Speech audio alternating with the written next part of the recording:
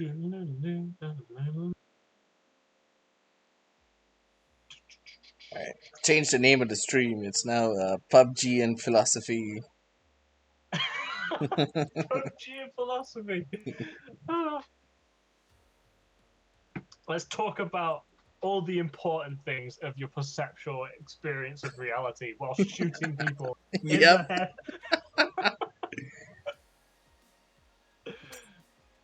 Oh man. Ugh. Oh man, Like, I'm I trying to messed figure up out. so much the last game. Forgot to change the resolution of it. So like the last Oh, recording is just so bad. is it like all glitchy and pixely and like stilted?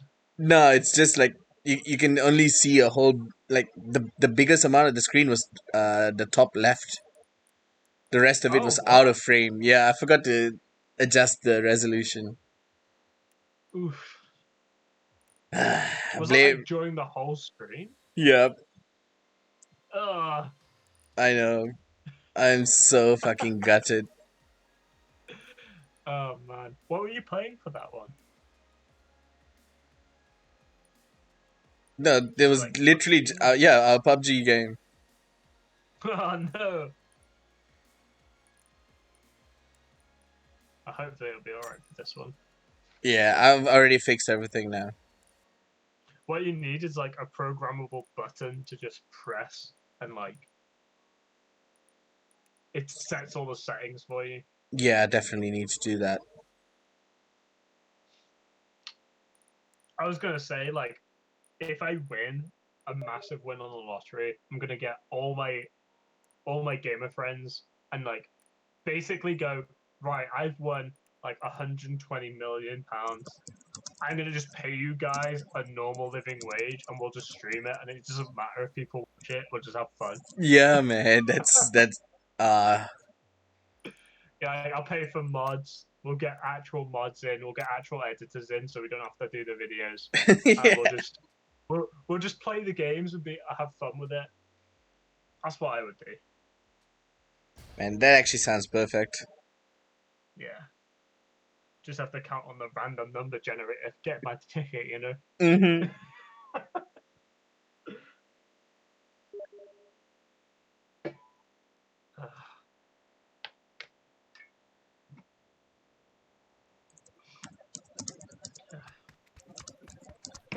I should really stop drinking this apple black Jack Daniels.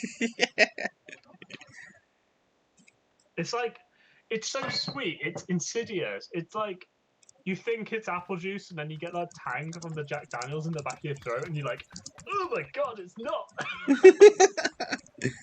Oh man, and then you end up with like when you burp, right? All you get is just a waft of apple. Yeah, I find that like Jack Daniels is a drink that I can drink like water, really, Yeah, but and I get really drunk off it really quick, and then I get really sober from it afterwards as well. yeah. I, It I tends to wear off very fast, doesn't it? yeah, I'm trying to think like what the worst hangover I've had from drinks are. I Hmm. can't. I'm trying to pinpoint if there's a particular type of alcohol because in my experience, that's like people have their like they have their fun drink where they won't get a real bad hangover, and then they have that drink that like they drink when they want to get trashed real bad, and then like tomorrow they forget about tomorrow being an issue, and they wake up and they can't function as a human being anymore. Hmm. Like I can't pinpoint which one of them is mine. I think it might be like normal like lager or a beer actually. Maybe vodka. Oh man, vodka is just it's my blackout drink, really. I feel so sheltered compared to most people I knew at uni. I don't think I've ever been blackout drunk before.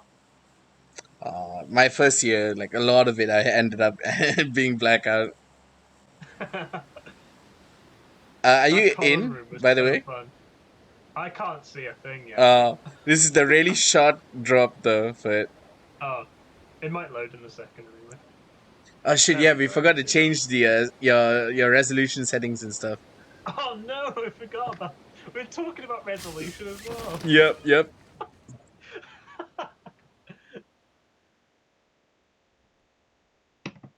Yeah. Our university common room was, I think, the most fun that I've had since then. Yeah, man. That was just surreal that time there. I wish we could do that again. I really do. To be fair, yeah, so do Like, I. Sort I of, actually felt like. Go on. yeah, to revisit like first year again. Is that you that just dropped?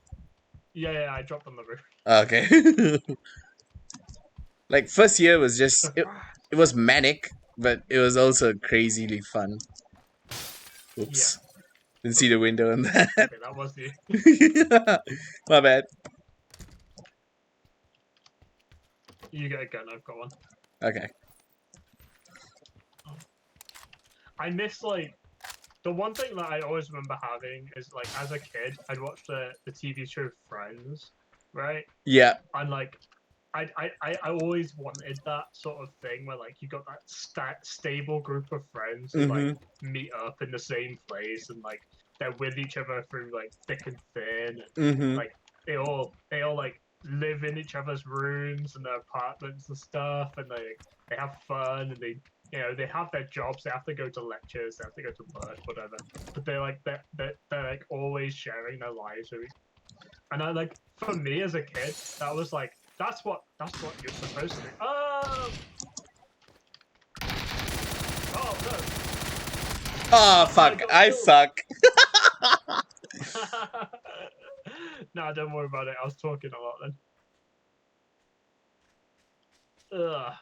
But yeah, like growing up, that was like that's what I thought sort of expected. And then I went to uni and we had that halls, and I was like, oh man, maybe this is that.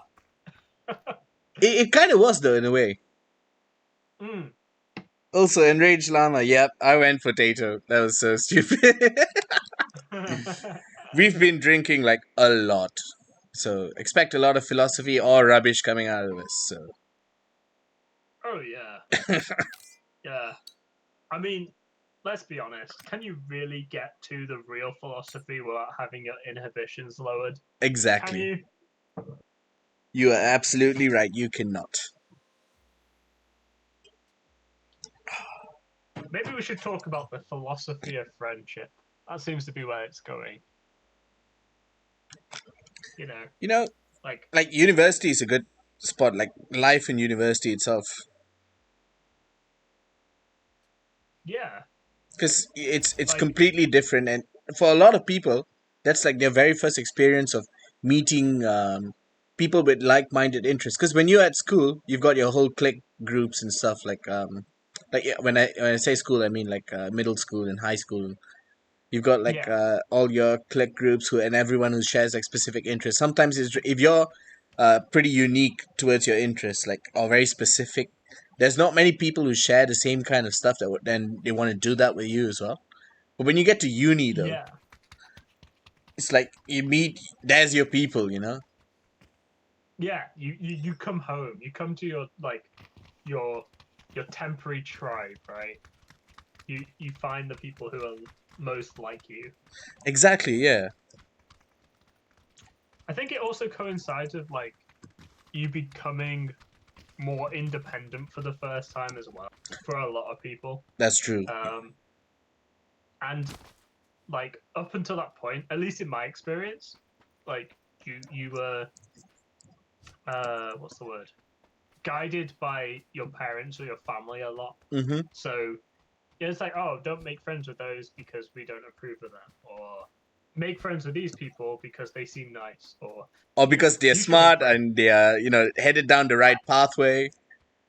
Yeah, exactly. Or or make friends with them because their family's schedule is convenient for our schedule. Oh, yeah, yeah, yeah. Yo, the neighbor's Yeah, kids were always the worst, man. Oh yeah, don't go hang out with them. I saw them smoking by the bins one day. That actually happened. Like on the estate where I live, Uh-huh. like it seems like super first world suburbia problems, right? But like we had the housing estate, and imagine it like the road being like the branch of a tree. Like you've got the trunk, the main trunk, and then all the branches coming off. And Mm-hmm. like at the intersection where like our road sort of jutted off from the main road, there's this like grass and trees, and there was just like this public bin on the corner, and the kid from the end of our street used to go down to that bin and he used to smoke. And this was like when we were like 12 or 13 years old, right? So my mum and dad would come home and drive past this corner because that's the way you get into our house. Yeah. And they'd see him down there. And they'd be like, "Oh yeah, don't be friends with him." And I'm like, as a kid, I was like, "Why?" It's like, "Oh, he's smoking." And like as a kid, I was like, "Oh, well, the way you said that implies that it's really bad." Mm-hmm. Because I had never experienced smoking because like my parents didn't smoke or anything. Yeah. And like I agree, smoking's bad for your health. But at Mm-hmm. the same time, I think there is a lot worse things than just a random cigarette. Yeah. For sure.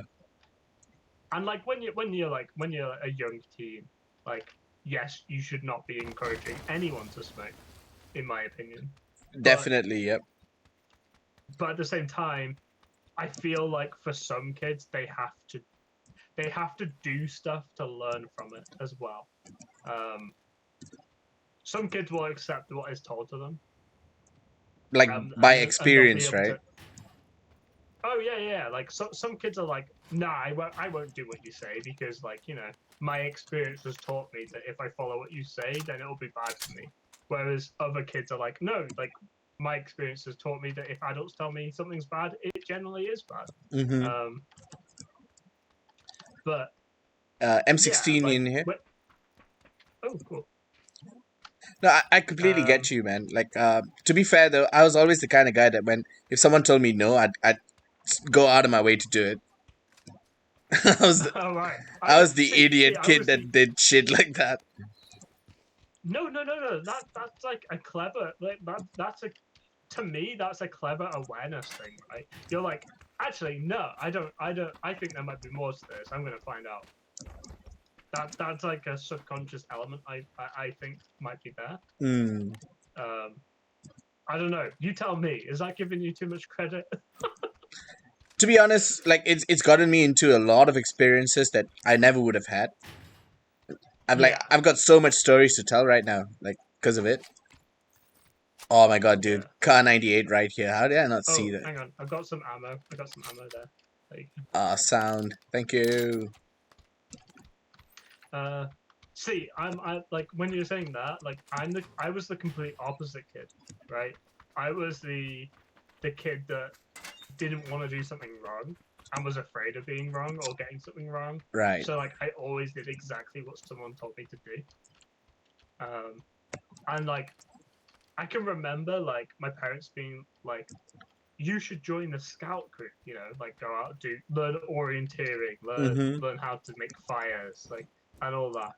But I remember at the time, like there was this other kid on the estate that they like told me never to hang out with, and he went to that same scout group. So I was sort of afraid of this kid, and I was Ah, like, "Is he going?" And they're like, "Yeah, he'll be there." And like me was like, "No, I'm not going. I'm not. I can't. I'm not going." You because you, know, you I you I had that was the opposite. mindset. Oh yeah, yeah. I was very much like the kid that was hesitant, Mm. and I was particularly naive, and I think that I think I still am to a degree, but like even in that first year of uni, I felt very like vanilla ice cream compared Oh to yeah. everyone. Okay, I get you. I get you. Like everyone's like, "Oh, we're gonna go out smoke. We're gonna go out smoke and drink." And I'm like, "Oh man, like it's like 10 o'clock." Like that's generally like a concern I had. That is so true as well. But to be fair, I was doing a lot of nonsense when I was younger, so a lot of it worked out okay, I guess, but a lot of it could have gone bad.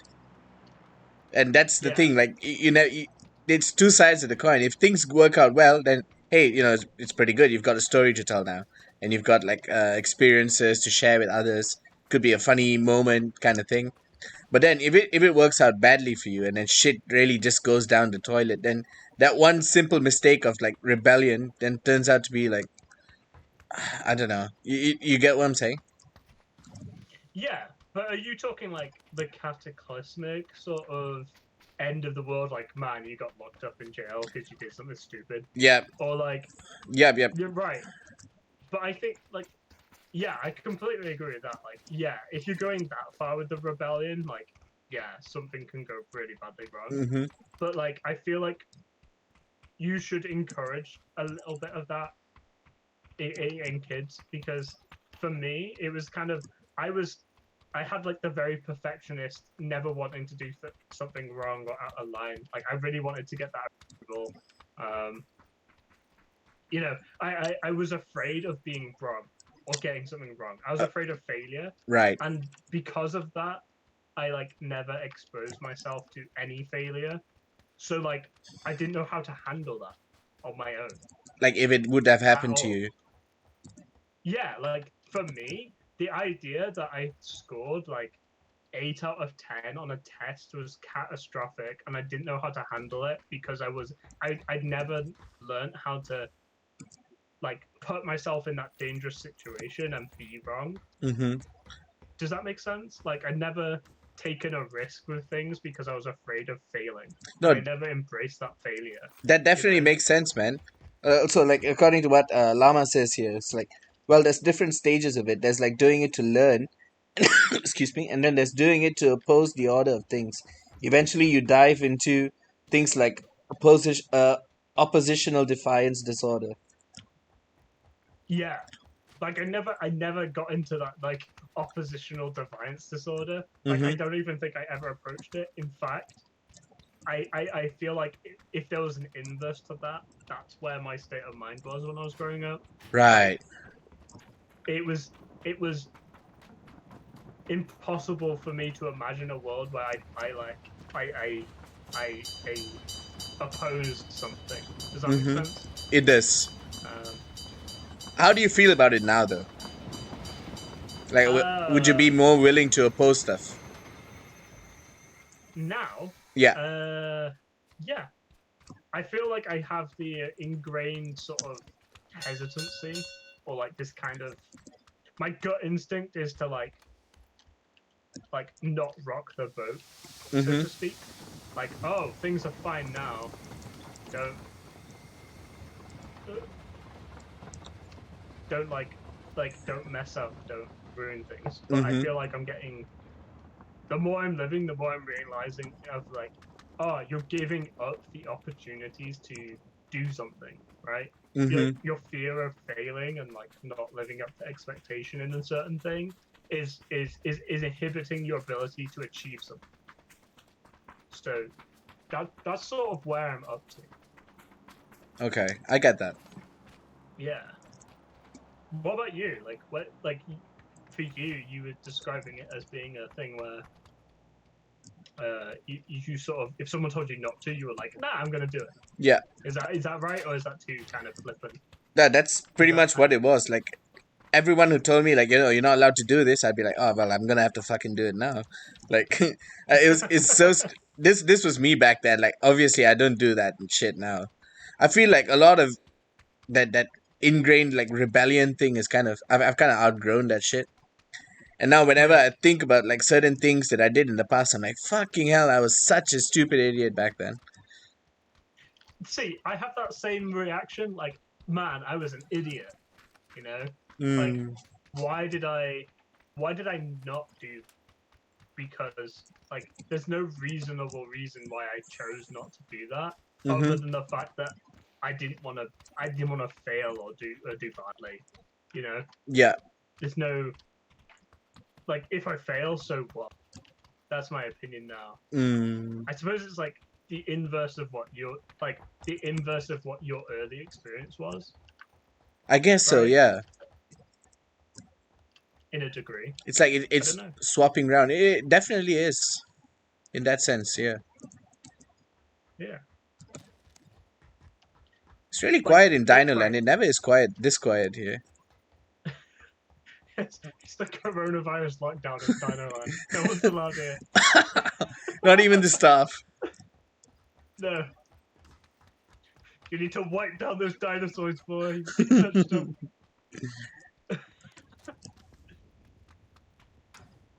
I was gonna ask, Yeah. when I say like if I ask you the question, um, what kind of things you told that you like went against and like, nah, I have to do that. Like, what are the first few things that like pop into your head? Like, what memories come up like with that you did? Okay, there's one like really stupid one, but it was pretty direct. Like my mom had this pretty Oh sure. strict rule. Dude, there's a fucking M24 here. Oh sweet, I'll pick that up. Oh yeah, so my mom was like, she was very like, cause she's a teacher as well, and she's Yeah. very much organizational based. Like, so she's like, education is number one. Like that's the most important thing you can have in this world. And I mean, obviously she's right and about a lot of stuff. And but she had like damn strict rules. So she was like, no girlfriends and shit. Like, relationships Oh and right. stuff like until you're done with Yeah. exams and stuff like that. So I was like, nah, fuck that. I'm gonna go out and get a girlfriend, and I did. Like, and I mean, that's just to put it like that's one of the lighter sides of how it was. The 4 times scope here, dude. Mm. Oh sweet. But then there was also like the other stuff where she was like, don't smoke. And there's me like, well, you used to smoke, and then there's my dad who currently smokes, and that sounded like it came from Southwest West.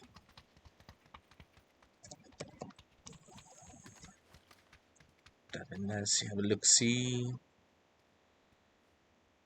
Oh, I hear footsteps.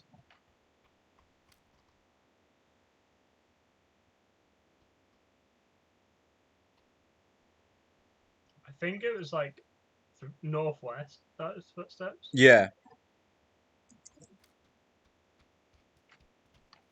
I'm gonna run this way. See if I Okay. can call him. Oh yeah, I'm seeing. Hit him. Got him. Got him. Yeah, he went down instantly too. Oh, he's not dead though. He's knocked out. Oh, I got a different guy. Oh, nice. Yeah, That. I got this guy here. Oh shit.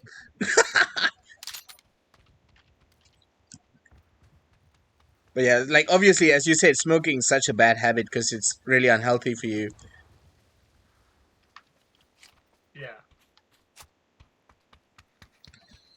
But I was like, I'm gonna do it anyways, and I did, and then I got fucking hooked on it, and then like I finally Yeah. managed to like I can't say I've kicked it because I've switched to like vape, Yeah. but at the same time like it's a stupid mistake that I made just because I was adamant about being rebellious and stuff. And the people that I hung out Mm. with, you're not allowed to hang out with a specific set of people. And I was like, all the more reason I'm going to hang out with them because I was always like, give the other people a benefit of the doubt kind of deal as well. Oh Dude, yeah. there's another car 98 here. Ooh. I'll swap my M24 then. Oh, hang on, where was it? Sorry. Yeah, straight up this way. 85 east here. Oh, Yeah. I see. Yeah. See, like I was definitely the opposite of that. Really, I never started with the people the benefit of the doubt. Like for me, it was always ingrained in me. Like what's the word? Steer clear of them. Not stay clear of people. Like don't always trust people. And like that sounds really negative, but like I understand why that was told to me. To be honest, Sam, I'll tell you right now, like in Uh, all honesty, people just suck sometimes. And it's a good thing to stay clear of them. I think I saw this. I remember this quote from somewhere. Maybe I'll get it wrong, but it's loosely. They're at 224 by the trees across the road. I need to get to your angle. I can't see anyone. Ooh, someone from behind Yeah, us. that like Oh yeah, I pine see him. trees. 224. Shit, he was somewhere here. He was 75 east. Yeah, I see him.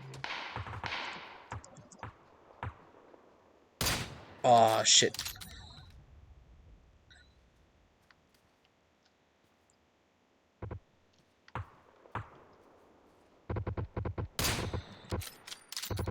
Nice. He went down. There was a guy across the road to like 230, 240.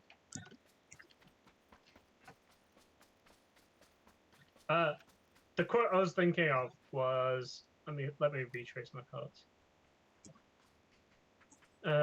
Okay, so imagine you are average intelligence, right? Mm-hmm. Imagine your average intelligence, average morals, average good, bad. That means that half the people around you are lower than that, and half the people are higher than that. Right. Yeah. So like, if you imagine all the worst tendencies you have, half the people you meet are going to be worse than that.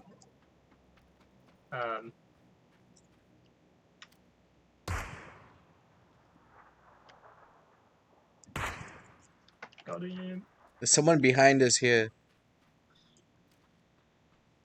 Let's have a look.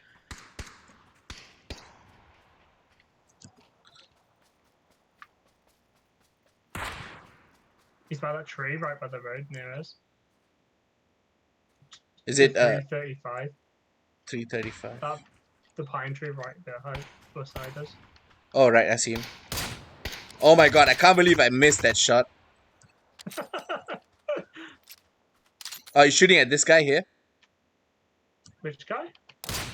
Got him. I redeemed myself. Right, so yeah, you were saying, so the average, if you're average intelligence and everyone else is like sort of in between, not in between, like the spectrum, yeah, right? The quote was intelligence because it was talking about like, what's the word? IQ, sort of measurable, statistical, sort of measurable mental acuity, I suppose. I hate like measuring that sort of thing because I don't feel like those sort of tests factor in levels of intelligence and like types of intelligence. But that was the quote, and I think if you apply that across the board, like if you measure yourself as the baseline for morality or honesty or any sort of trait you want, then statistically, half the people around you are going to be below you, and half the people should be above you. Like, like if you mark yourself as average, right? Okay. But then, oh shit. With that kind of like concept, right? Wouldn't that make your 8 be oh shit? He's shooting at me. Your 8 be very very high though. Say that again, sorry. Yeah, your ed. Sorry, not aid. Shit. He's behind the rock. 295. Yeah, he's moving behind the tree. Behind the tractor now. The green one. Yeah, the green tractor. Are you rushing him? Yeah. Nice. Nice. Oh, we need to move. Not that far. Is it gaining on us? It is gaining us, yeah. So like, I guess my point was like, I was sort of brought up. With oh, sorry, not ed. It's id, isn't it?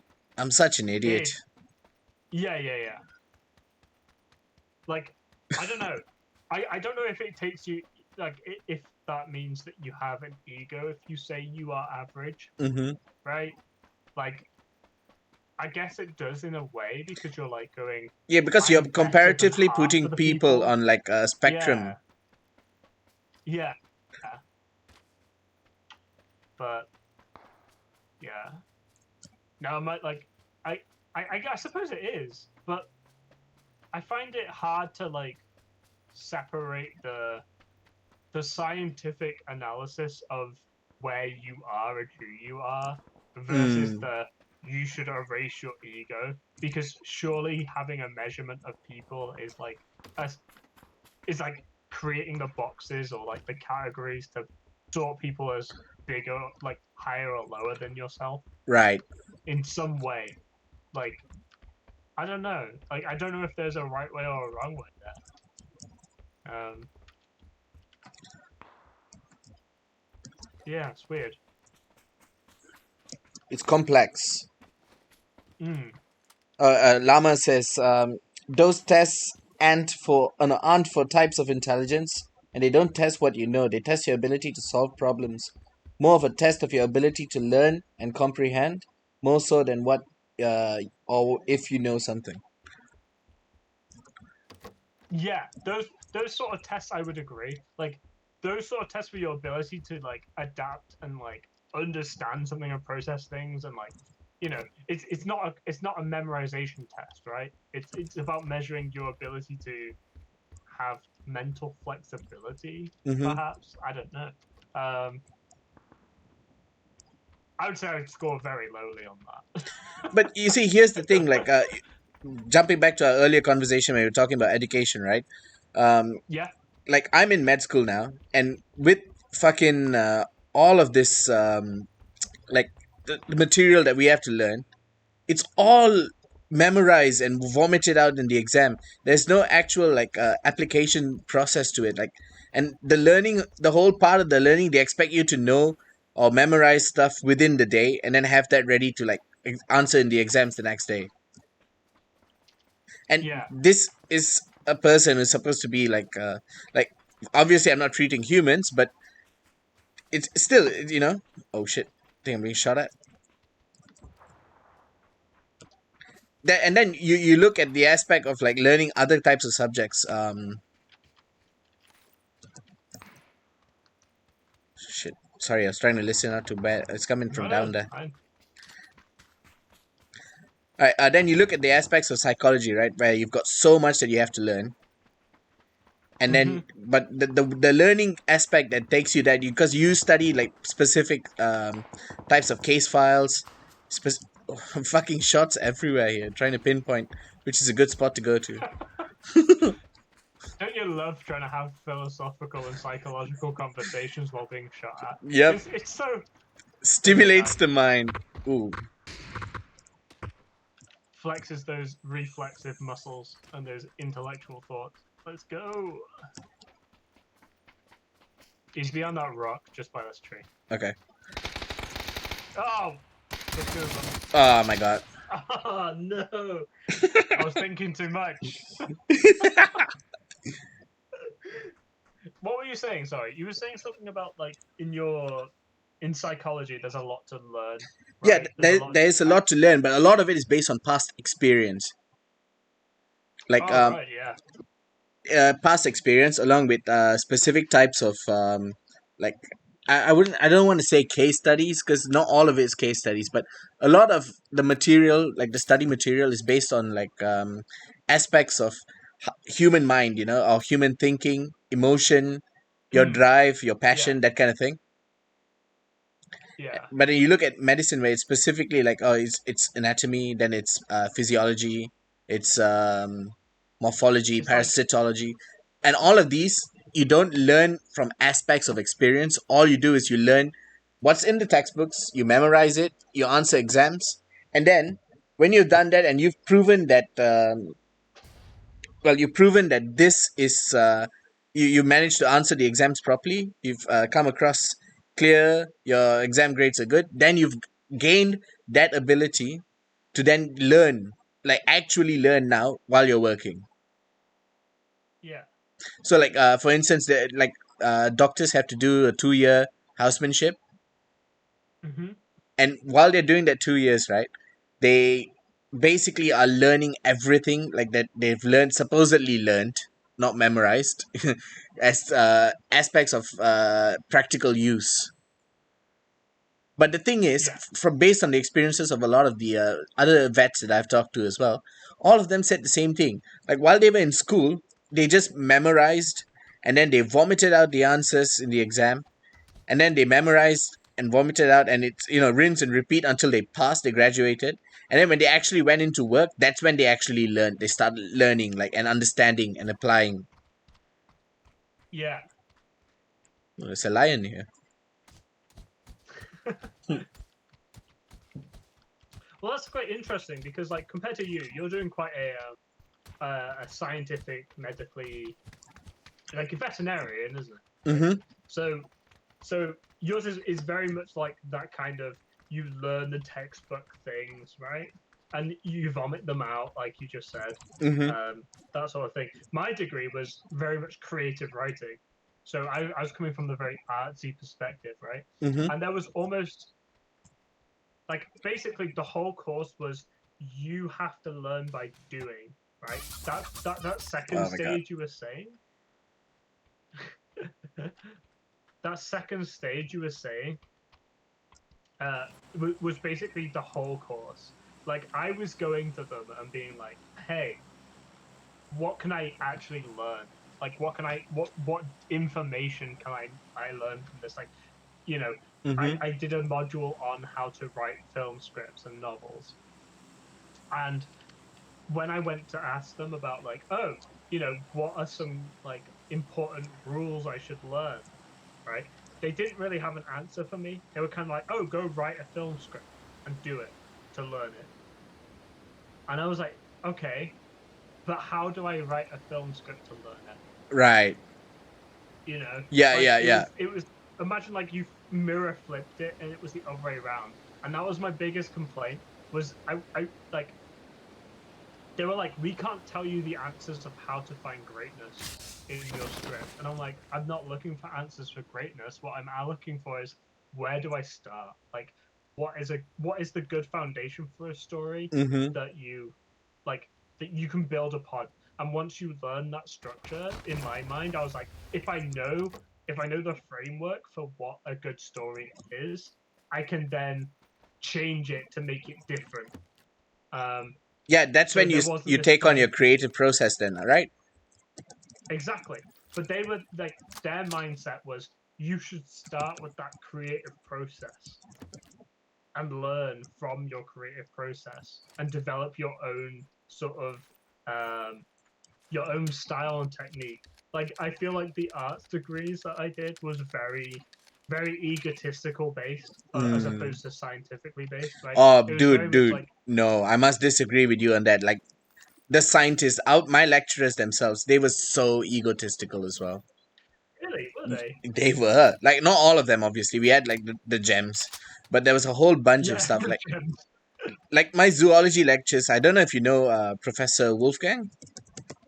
I recognize the name. I did see it around the university. Yeah. Yeah, he basically right is one of the the best forerunners for reptiles, Right. and he he was a very I don't want to say arrogant because it's rude, but man.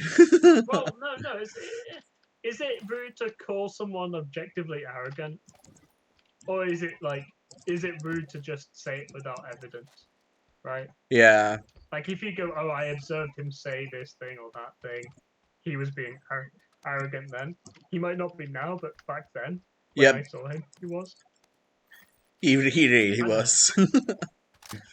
And like when I asked if I could use him as a reference when I was applying for a job and stuff, he was like, "Well, I've not seen any of your work, so I can't like suffer my integrity to um not suffer my integrity. What's the word for it? He can't risk his integrity being a reference for me if he's not seen my work. Because he wasn't my See, like, tutor, you see. But the thing yeah, is, he was my lecturer. I learned everything I had, and the place that I was working at was a reptile based place as well. yeah. So he would have been That the that's a ideal. conundrum. That It is, isn't it? Like I get like, is that ego or is that like being authentically truthful? Like, no, but if he that's didn't that's the mark your thing, Sam. words, It's the like, way how he can you said it. say that? Oh, the way he said it. Yeah. Yeah. Like I gave him the information saying like, I was your student and stuff like that. And after, like, I went on to say like, okay, well, thank you anyways, it was nice talking to you, blah blah blah. And he just goes like, listen, I don't remember you, so it's pointless. All right, you have a nice day. And then he just ends the call. And I'm like, what? Wow. Oh, wow. Okay. No, that is rude. Yeah. That was rude. That was rude to just end the call like that. So that made me feel really shitty. Oh man. And then, like, I had another year of his lectures as well, so I chose to just ignore him every time he spoke. Oh, that's the worst. Mm-hmm. Oh shit, dude, we're being Oh, shot. where's that guy? Knocked him. Did you get him?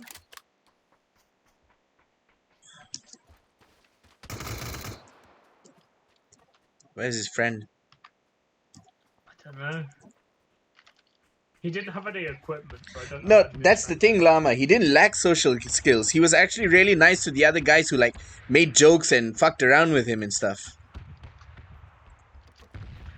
Like, okay, so this is me trying to like seat myself. Like, how old was he? Just roughly. Oh, dude, I don't know, 40s, maybe. 40s. So, like, say he did his degree, he's done his job for like 10, 15 years. That makes him like 40. He's been doing it for 10, 15 Oh, someone behind us, years. dude. He's been doing it for 10, 15 years. Fucking hell, I could have So, like, sworn there was imagine someone. you've had, like, Oh, it might have just been could you running past me. It could have been me. It could have been me.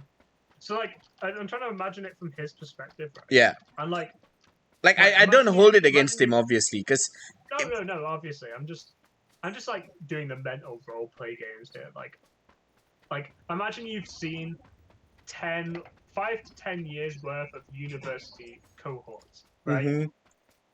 So how many people were roughly in your like module lectures? Like 100? No, these were smaller modules as well, so there'll probably be about like 25 to 30 of us. Okay, and you were seeing him like every week, every year. Yeah. And, like, Well, not every year, and but you're like, how every long were the week for that lectures? year. Right, and they were like, how long lectures were they? Do you think? 2 hours per lecture. 2. So, like, okay, so like I can't do the mental maths right now. I've had too much time. Yeah. But like, say, No, dude, like, dude, this is PUBG and philosophy, not PUBG and maths. It's fine. yeah. Say he had like 150 hours with you a year, Mm-hmm. and there's like 25 people in the class, and it was spread out among the different weeks. And like maybe he only saw you 2 hours a week, and he had all these other classes, and like you multiplied that up, and you did that for 15 years. Mm-hmm. Like, I could understand him being like, for me, like the moral part of me is like, I don't actually know if you're good at what you do. Like, I could understand that, Yeah. but at the same time, No, I mean, there's it's no how need he to be said like it. shitty about it. Like, if you Yeah, just said like, exactly. listen, I don't know, like I don't recognize you. That's one thing, and the second thing is I can't put my integrity on the line if I don't know your work. Fair enough, dude. Like, I completely get that. But it's the tone. Oh shit, it's the tone and the way he said it. Oh my god, I'm running in circles now. Yeah, that's what means everything. Like your tone and like the way the way you say stuff communicates more than the words you say, right? Exactly. So, Exactly. yeah, I completely agree with you in that sense. I don't know. I just like to try and play devil's advocate because, like, I feel like that's No, and that's a very good thing, man. You need to play devil's advocate for a lot of things because there's many times when people just get like a specific idea. The guy just walked up to me. He's down there. I don't know if his friend might be there. Like where you are. Careful.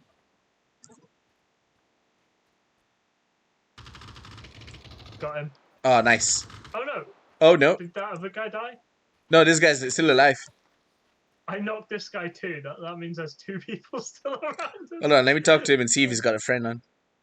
Hey, have you got a friend that's still alive?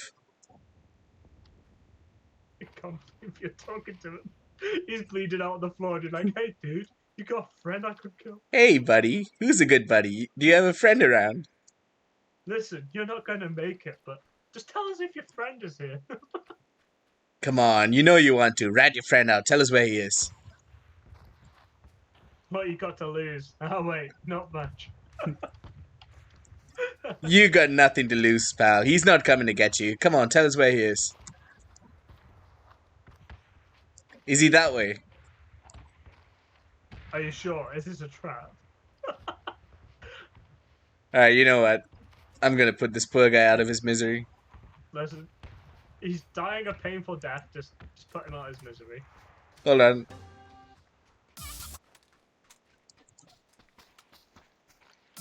Do you want to do it, or you have the honors, chicken man? You have the honors.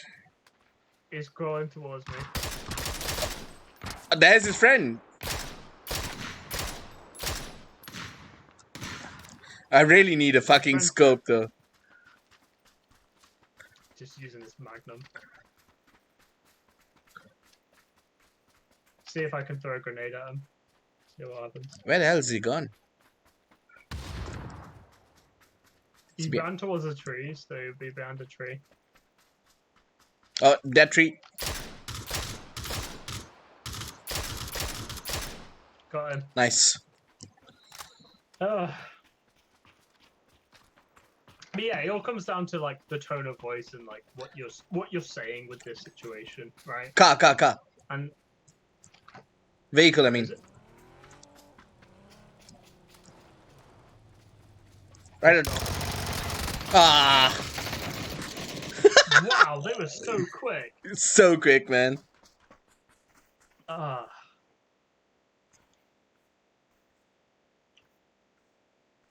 We're just there killing like Billy No Mates by himself, and they just come in like a SWAT team and just.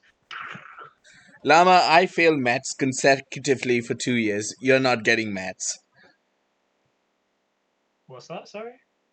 Llama in the chat once, he's gonna riot. We want PUBG, philosophy, and maths. Oh no! Right, out of maths, the only thing I understood was algebra because it didn't actually involve real multiplication and it had letters in it. Algebra is the one with like quadratic equations and stuff, right? Oh yeah, it's like 2a is like 2 times a theoretical number. You don't have to actually know that number, you just know there's 2 long. Oh yeah, man. Okay, that was the only thing I could do as well, Sam. We're in the same boat right here. Mm-hmm.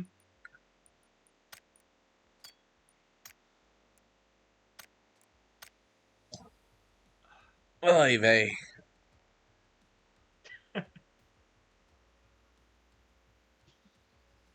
Yeah, when Dying Light 2 comes out, definitely. I haven't actually played Dying Light 1. Oh, dude, you should totally get it. What's it like? What sort of game is it? It is first person, zombies, and parkour. Is that the one where one person is like the monster sort of thing? It's got a whole campaign and storyline and stuff, but there's a game mode where you can be the monster and go and hunt other players. Okay. Like it's like Dark Souls, you know, when you invade another world. Yeah. It's the same concept, but you are like a super amped up, special infected zombie that invades other people's games. Oh, that's kind of cool. It is cool. What's that game? There's a game like that, isn't there? There's a game that you're like military high spec sort of hunters, and you're hunting these massive like eldritch monsters on different worlds. Have you seen that one?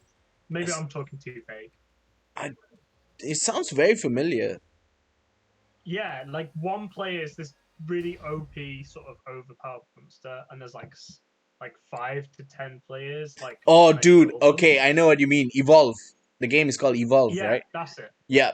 Oh man. That's what I was thinking of when you described it. The thing is, though, it's so bloody hard to find a server with like valid players. You end up waiting. What do you mean by valid, though? Because most of the time they fill it up with bots, and then either the monster doesn't play or the other players or your teammates don't do anything. They just stand still. What's the point? Why do people do that? I have no idea. The thing Like is, they fixed that with Evolve go on. 2. It was much better, and the graphics and everything was much better. The Yeah. optimization and all of it was nicer. The monsters were nicer as well with the damage that they could do. But Hmm. now, when you go on the servers, it's always just dead because like no one plays it anymore. That's like the weirdest thing to me, right? The idea that like there are these online worlds and servers running, but with Mm-hmm. nobody in them. I know. Like that's such a weird concept. Or like like MMOs where like the NPCs are all there constantly running online. They're like little microchip brains running, all the Mm-hmm. binary code making them behave, like march around the town. They're waiting for people to trade items. But like there's no players in the world. They're like completely empty. I That's know. like that's like a brain shattering thought to me. Can, It's do you, it's so strange. it's so like it's so awesome to imagine as well that someone came up with this idea to create a world. Like, look, we are literally in another world right now using like avatars, right? We can see Yeah. all these other players that have done the same as well. They've all entered into this other world. The Yeah. concept that we can do something like that is just so stupidly amazing. Uh you just right, maybe it's the alcohol, maybe it's this conversation, but like this reminds me of like that weird like mind destroying theory of like how do you know your reality is real? Yeah. Like you rely on your brain to tell you what your body inputs into you is real, How do right? you know it's But not a simulation? yeah, how do you know? Yeah, exactly. How do you know if that like input into your brain is all simulated, like the Matrix or something? You got these electrodes plugged through your brain. Like, look at these guys dancing like a chicken. How do we like? They could be real players pressing a button. They could Hmm. be bots just playing it on program. But how do we know that like the computer we're looking at doing that chicken dance isn't a computer itself? Like, Yeah, that's just oh like my some bigger god. supercomputer that's just programmed us. So like the conversation that we're having right now is scripted by AI.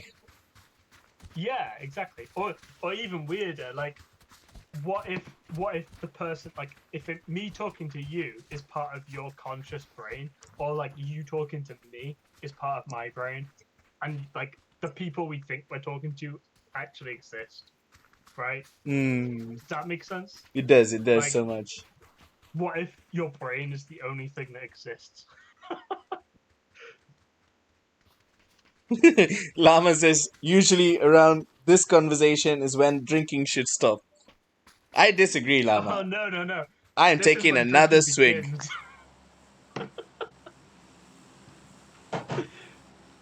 This is when drinking begins. All right, where do we want to go?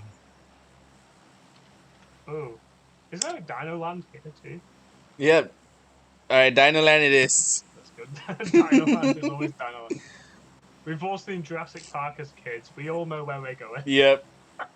That's the thing, though. I'm surprised not many people drop at Dino Land. It's just the select few. I think when this map first came out, like there was everyone dropped at Dino Land. They were all saw the name Dino Land. Like, Yeah, and just went for it. man, my inner 5-year old just like kicked me in the shin and was like, "We're going there."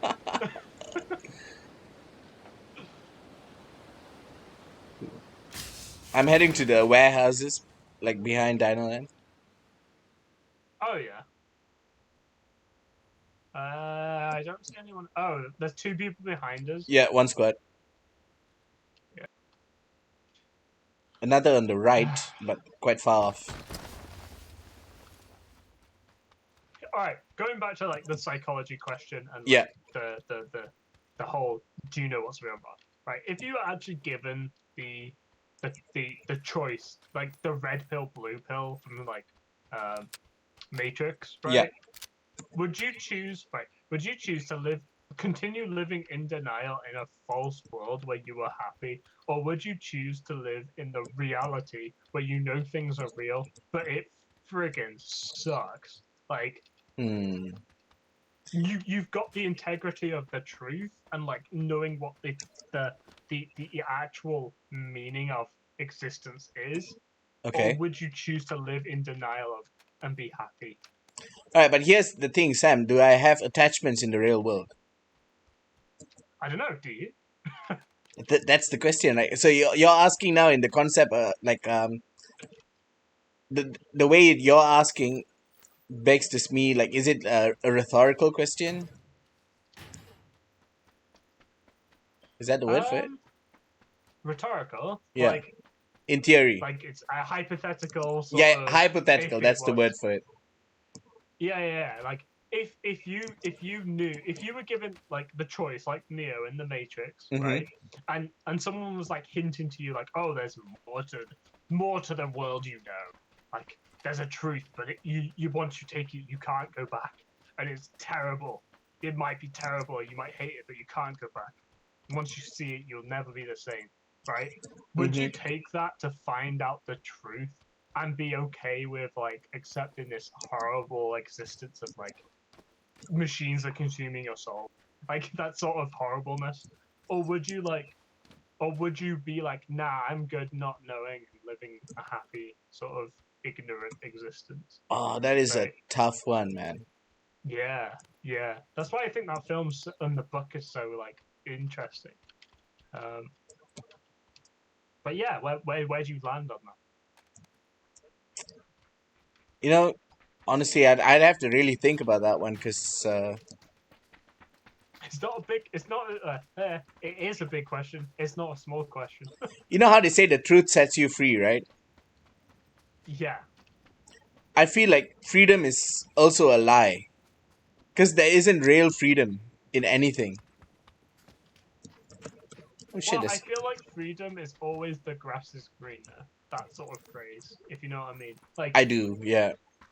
Like no matter how much freedom you have, you can imagine a greater amount of freedom, right? And the same goes the other way. Like no matter how restricted your life is, there is always a scenario that can be worse than the scenario you're in. Like there isn't a. I don't think anyone can be satisfied with the existence they're in Mm-hmm. until they've experienced how bad or how good things can get. Because if you can experience how bad your life can be, then you won't take the good things in your life for granted. But conversely, if you never experience how good your life can be, you'll never Uh, aspire to improve things, right? yeah. Damn, man. I don't know, like maybe we're getting too deep, too late in the night, and too deep and too drunk. But To be fair, though, to be fair, like I'd probably take the truth. In all honesty, yeah, yeah. I mean, See, like that's I the have same to, for you me. know. That's the same for me. I was thinking that exact same thing. I'd rather know that what I was getting wasn't false Mm-hmm. than know that whatever I was getting might be false.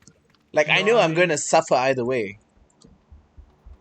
Oh yeah, like maybe suffering is an intrinsic part of existence. I don't Oh, know. are you shooting? That's not me. If you're hearing shooting, that's someone else.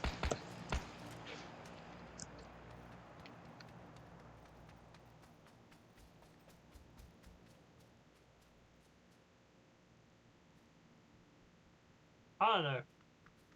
I feel like I feel kind of resistant to saying what my true opinion is. There's someone dead here. I feel like saying what my true opinion is. Oh, Ah, uh, damn! I shouldn't have been talking about philosophy. I wouldn't have died if I hadn't been thinking. Um, yeah, I was just trying to say that like I feel like I am resistant to saying what my true opinions are on things mm-hmm. because I'm a conscious of the fact that who I am today isn't who I'll be tomorrow, and who I was yesterday isn't who I am today. Does that make sense? It Like, does. I I mean, don't feel it's right for me to define who I am because who I am changes throughout my entire life. And what the more things I understand, the more things I learn, it that's more shapes you different. differently. You're continuously getting molded, right? Yeah, and like, who am I to say who I am now Mm-hmm. without? I feel like I can only say who I have been. I don't know. Like, okay, for instance, Lama says now, like, number one, knowing doesn't change the inevitability of what is occurring. That's important enough to know. Number two, not knowing doesn't ensure happiness. Number three, knowing doesn't solve any existing problems. So it's like, Ooh, it says it's not really too deep. You're just explaining perspective. Perspective is very powerful, and a lot of people could benefit from it. It's like, as for the previous yeah. question, there is no harm in knowing because it doesn't change the existence of whatever it is you're learning about in the first place. Say that last bit again. As for the previous question, there is no harm in knowing because it doesn't change the existence of whatever it is you're learning about in the first place. I think I can agree with that. Hmm. Yeah, I'm fighting through Jack Daniels, but I think I can agree with that. Mate, I am going to need to take a quick toilet break. Oh, sure, go for it. I might need to open the stream, so if Llama says something, Oh, yeah, yeah, sure, I sure. can. Like, Is it on? it's on Twitch, yeah. Yeah, I'll have a quick look. If Llama, if you're still listening and if you can by chance hear what I'm saying right now, He can, and he please, because is, I I am think. trying to find your comment.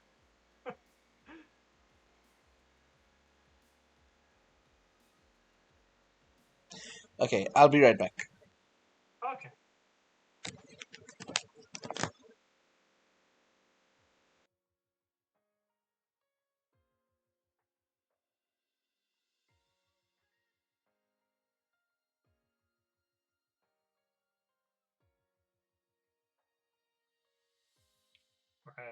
I've got like the Twitch desktop app, and it's slightly laggy compared to the actual game. So I'm uncertain if I can see it.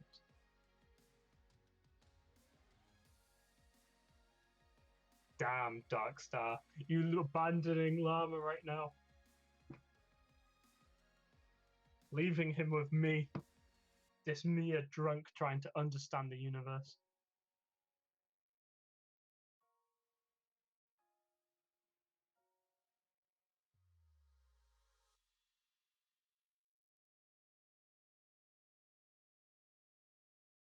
I'm just going to try and reply to what you said a minute ago.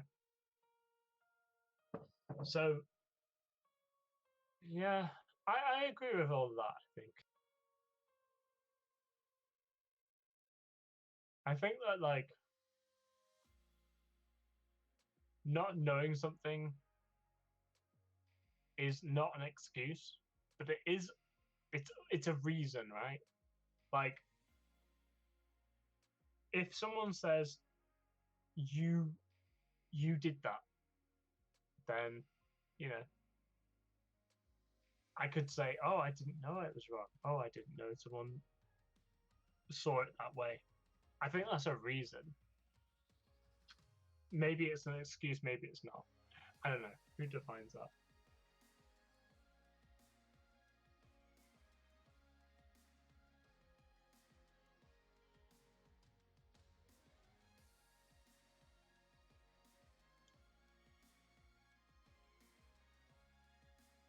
Oh wow, the thing's already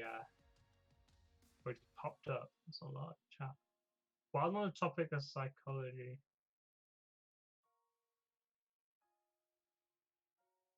okay.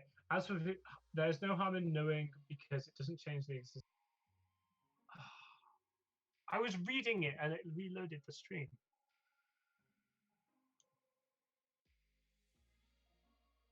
That's so annoying.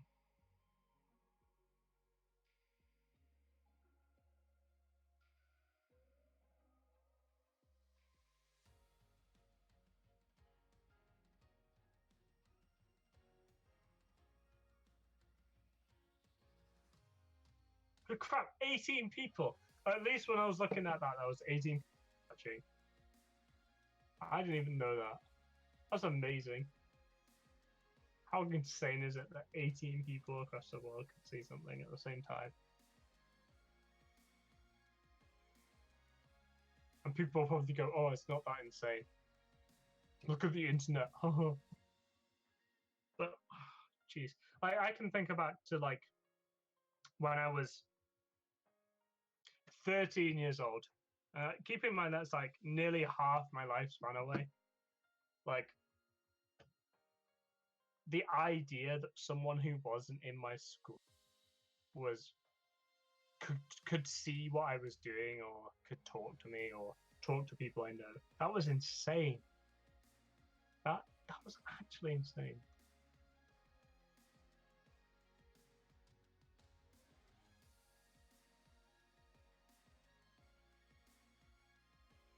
I wish I could see Dark Star's chat properly so I could talk to you guys. Where is it? I realize talking to you and asking where is it is inconsequential if I can't see what you're saying. My mistake.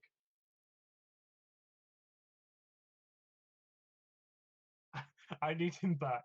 I need him back so he can tell me what to do.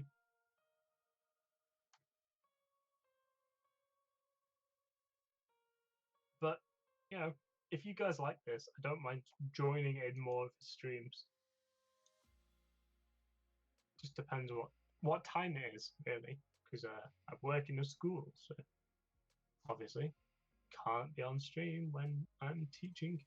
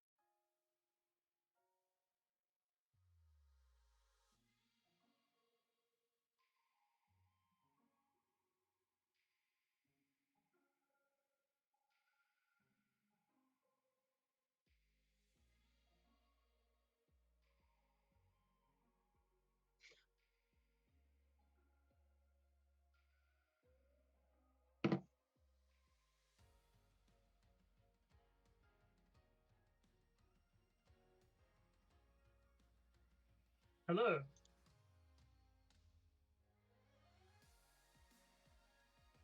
I've just been rambling because I'm trying to find your chat, and it's like I can't read it and I can't find it, so I'm just talking into the void, and I'm hoping that they're listening, if anyone is.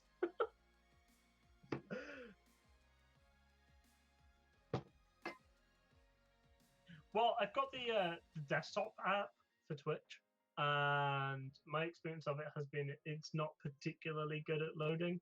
But then again, it could be my 6-year-old computer. So,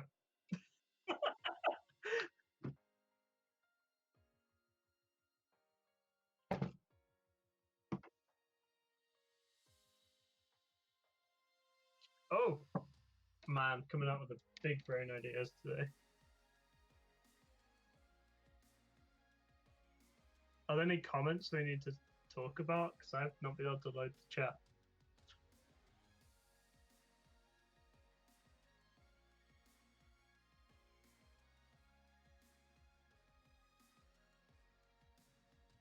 So like every time I reload it, it says there's 18 people watching on the desktop app. That's what I'm talking about. I'm like, that's a lot of people.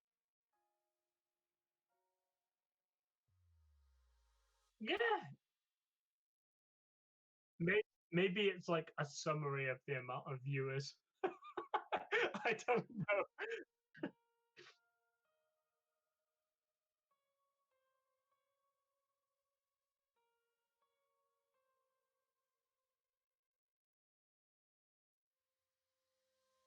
Possibly.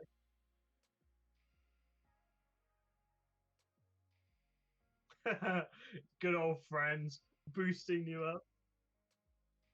We stand on the shoulders of giants, you know.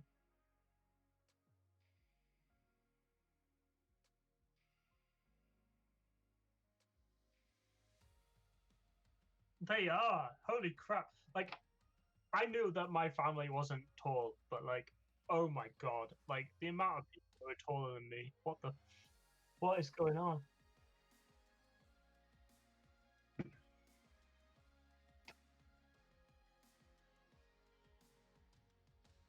I'll see if I can load it on my phone and see if it.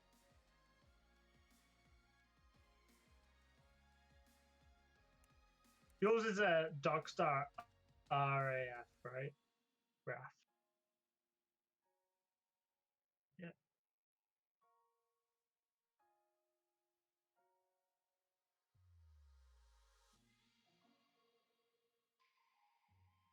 Oh yeah, yeah. Let's see if it happens. If you see a random viewer start.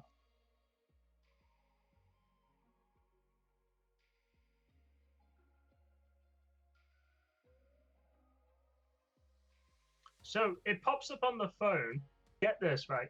Pops up on the phone, but there's no chat box or anything. Yeah. The inner boomer coming out of me. I'm getting old. Getting old, Nigel.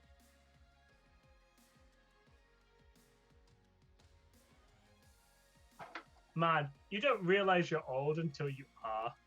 And that sounds really stupid. I get that. But like, you think that you're young until evidence comes along that you're not. There's a whole new generation that understands the world a different way to you.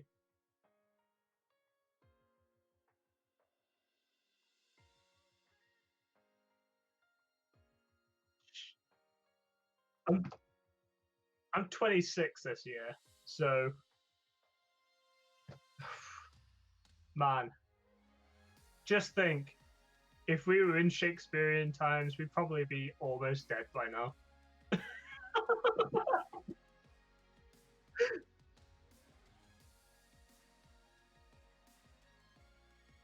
I know, like, this is a point I was trying to make, right? I was teaching these year 11s, like 15, 16-year olds, right?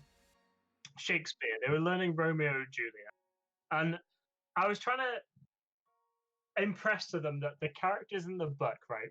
Juliet's probably like 13, Romeo's probably 15, 16, maybe. And I was trying to impress them that, you know, at the time, they are these young, impressionable people. But the fact is that back then, they wouldn't have had lifespans as long as ours. So they were practically adults themselves, right? In societal terms. Yeah. Yeah. Yeah. Like back then, like, yeah, like he's writing like 1500s, right? That's when it's about set, perhaps. So like I was trying to impress that to them, and they were they were saying, "Oh man, it's so weird that Romeo's in love with her," and I'm like, "Not really. Like if you think about it, you know, their whole lifespan was ages 1 to maybe 25, 26, if they're lucky. So maybe I'm getting that wrong, but yeah, like that's venerable, but like a lot of people would have died between 40 and 20, right? Oh yeah. So, you know, and yeah, they were making it out as if like Romeo was like a 60-year-old guy or something. I was just trying to say, well, yeah, yes and no. They're fictional characters, and they've been portrayed in many different age brackets. So, you know,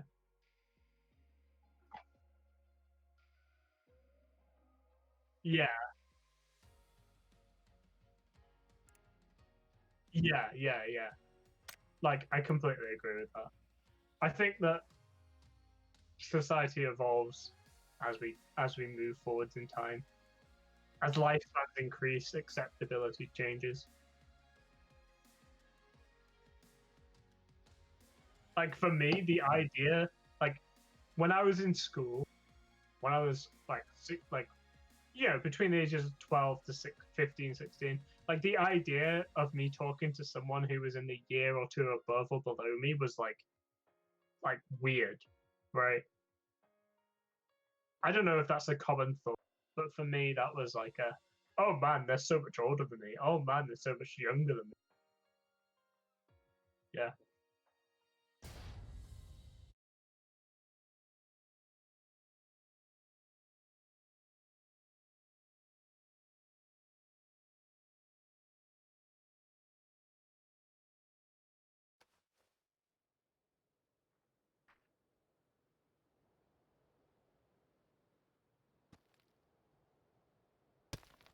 Mm, yeah.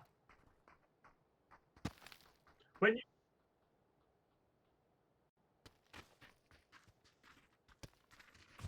yeah.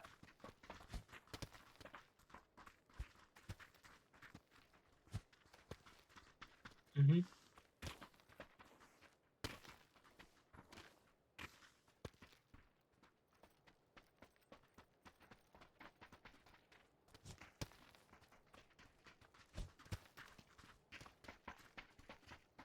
Yeah. So like when you're talking about Malaysia, right? I'm not from Malaysia. I've never actually been to Malaysia. So like it's one of those things where it's like when you say that as this idea of the younger people paying older people respect, what does that actually look like, right? Does that look Mm. like them being like, oh, an older person tells you what to do, so you need to do it, you have to do it, or is it kind of like there's this whole like uh behavioral standard that is applied? Because obviously I feel like that is regardless of culture, Mm-hmm. but what does that look like for you in like Malaysia, right? Okay. I'm going the wrong way. Fuck. Okay. So it goes along like this. If you're older, then it's sort of like the people who are older demand the respect, Yeah, and like whether they know better or not doesn't make a difference to them. yeah.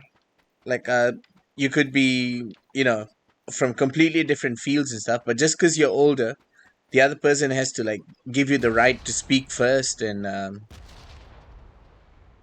sort of, sorry. That's okay. It just it's kind of stupid in the sense. It's because I don't know how like a lot of people see it, and I don't know how to exactly explain like this whole like age for respect kind of deal. Mm. But yeah, So they definitely do demand like a certain level of respect if there is an age difference.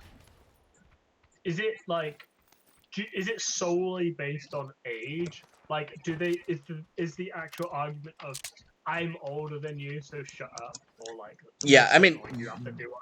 Like, that is that that actually like is outright said, or is it kind of just implied, like sort of vaguely like assumed, right? okay. These days it's more the of the latter, like it's vaguely assumed, but Yeah, because everyone knows like shit, it's not fucking 1965 anymore. Like grow the fuck yeah. up, you know. Oh. Oh, that was me. Accident. But Go a on. lot of it as well entails the facts that like they want, how do you say this, like I don't want to say it in a sense without coming off as like being really shitty, but these people Well, here sometimes are really shitty as well how in the about you say it, and then I communicate to you how it sounds, and uh, then you can like correct it if it doesn't sound that way. okay,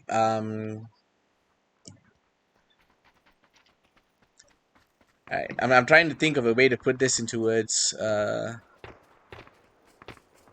that's without, fine. all right, so someone who's older than you now, like you have to call them by a specific title. Like sir or madam or I mean, Mister? not so far as like sir and madam, but you you'd have to show them a specific amount of respect to call them like there's a title here that's called like ka or bang, which refers to like older brother, older sister. That's the direct Right. translation, obviously, but it also applies as a title. Right. So, Okay. like for instance, if they were to um, like if you call them by their name, that instantly becomes disrespect. Okay. I understand that. Which is honestly, it's really stupid. The Because closest I can like compare that to is like if for me teaching in a British school, hmm it's like if a student calls you by your name, that is seen as disrespectful. Like the pupils should be calling you sir or but that's the ma'am thing, or Sam. You see, like for someone that's calling you by your name, if they're a student and you're a teacher, is different. Because obviously you're the yeah, teacher. But if it's your peers who are just like an age or like a year or two apart from each other, yeah, like how do you explain that then? yeah. I no, I like yeah, that is good. Yeah, there's like that level, Oh, that guy sort right of. here in this house. I don't know if you can open it. Where the Oh, he's fuck on the did he roof. go? Oh, On the roof. So like, I'll let you deal with this guy first.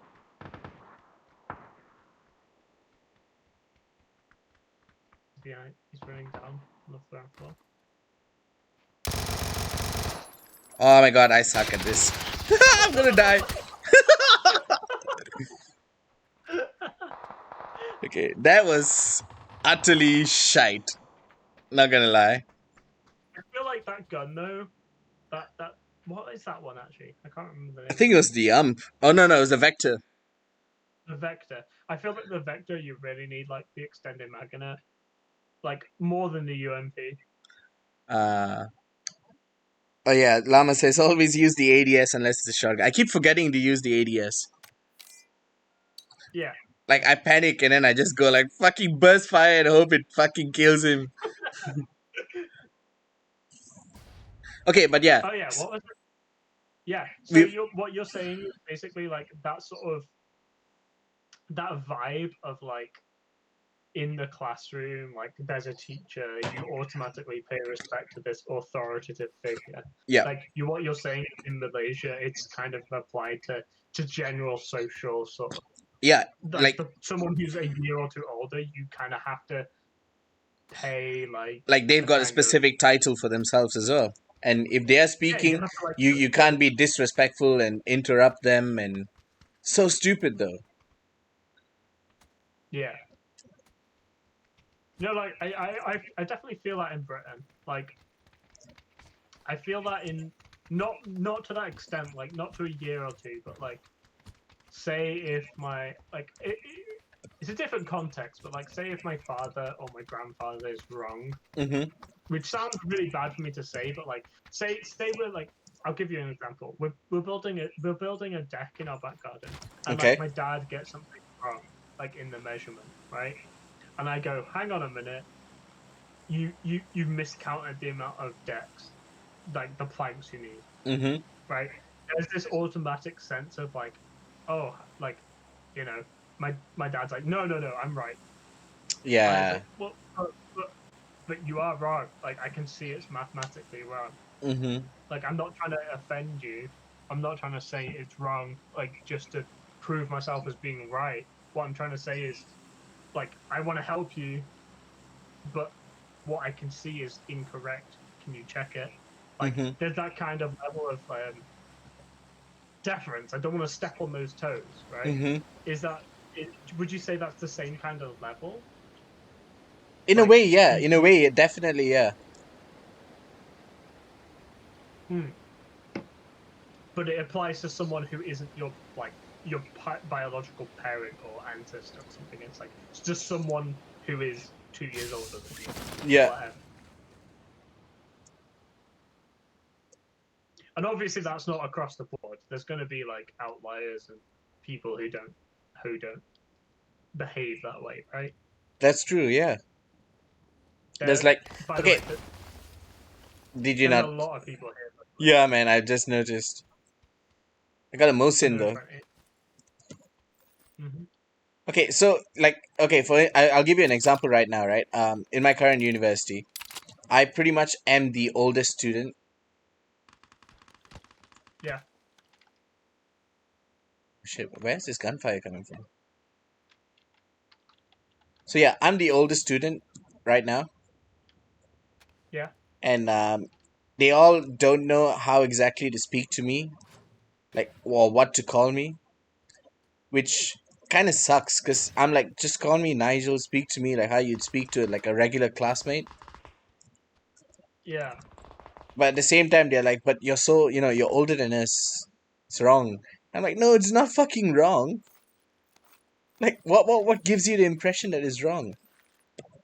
And shit, is that near you? yeah. I'm just looking for a gun.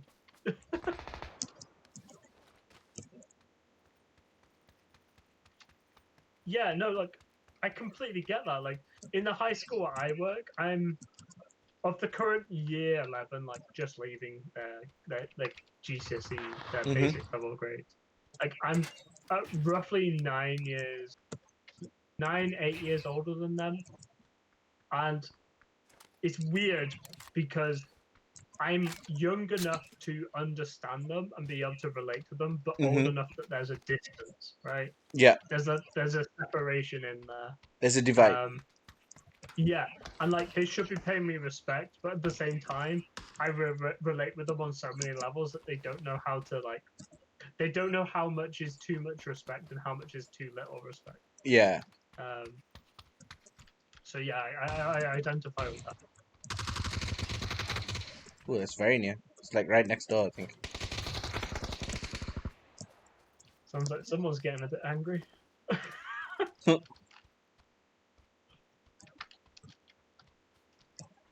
Got no body armor or anything. Yeah, didn't find any as well.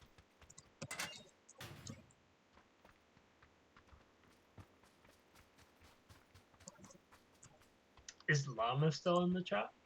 Yeah, yes. And he's What like, is oh, it? well, that just Anything? sounds like a pride issue. And yeah, I mean, I completely agree. It's Pride. definitely a pride issue. Oh, dude, right? Oh no, that's fucking stuff flying in the air. Pride issue. Like pride issue in terms of what though? Like what seems prideful? Like you want to seem like you're better because you're older. You're better than everyone. Oh, from the older people? Yeah, like that's why they demand like certain titles and stuff. Yeah, but is Oh, hmm, well, he's sorry, that was my bad. Wrong interpretation. He was mentioning, because you mentioned the story with you and your dad. yes. Yeah, level 2 vest here. Oh shit, where was he? I've been bulleted to the ground.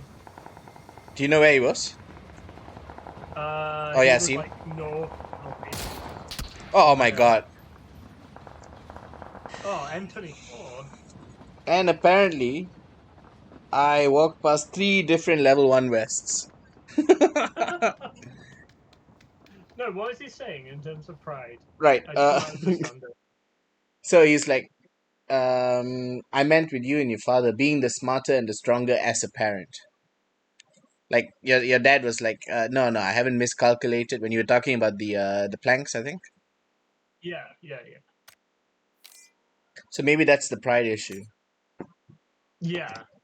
I think there's a degree of that, Mm-hmm. definitely. But like, I don't know. Like, I'm trying to, oh, obviously trying to play devil's advocate again. Mm-hmm. Like, for me, as being a teacher in a school, Mm-hmm. like I like to think that the advice and like the example I am setting and like the things I am teaching are for the benefit of the younger generation than me, right? Yeah. Yeah. So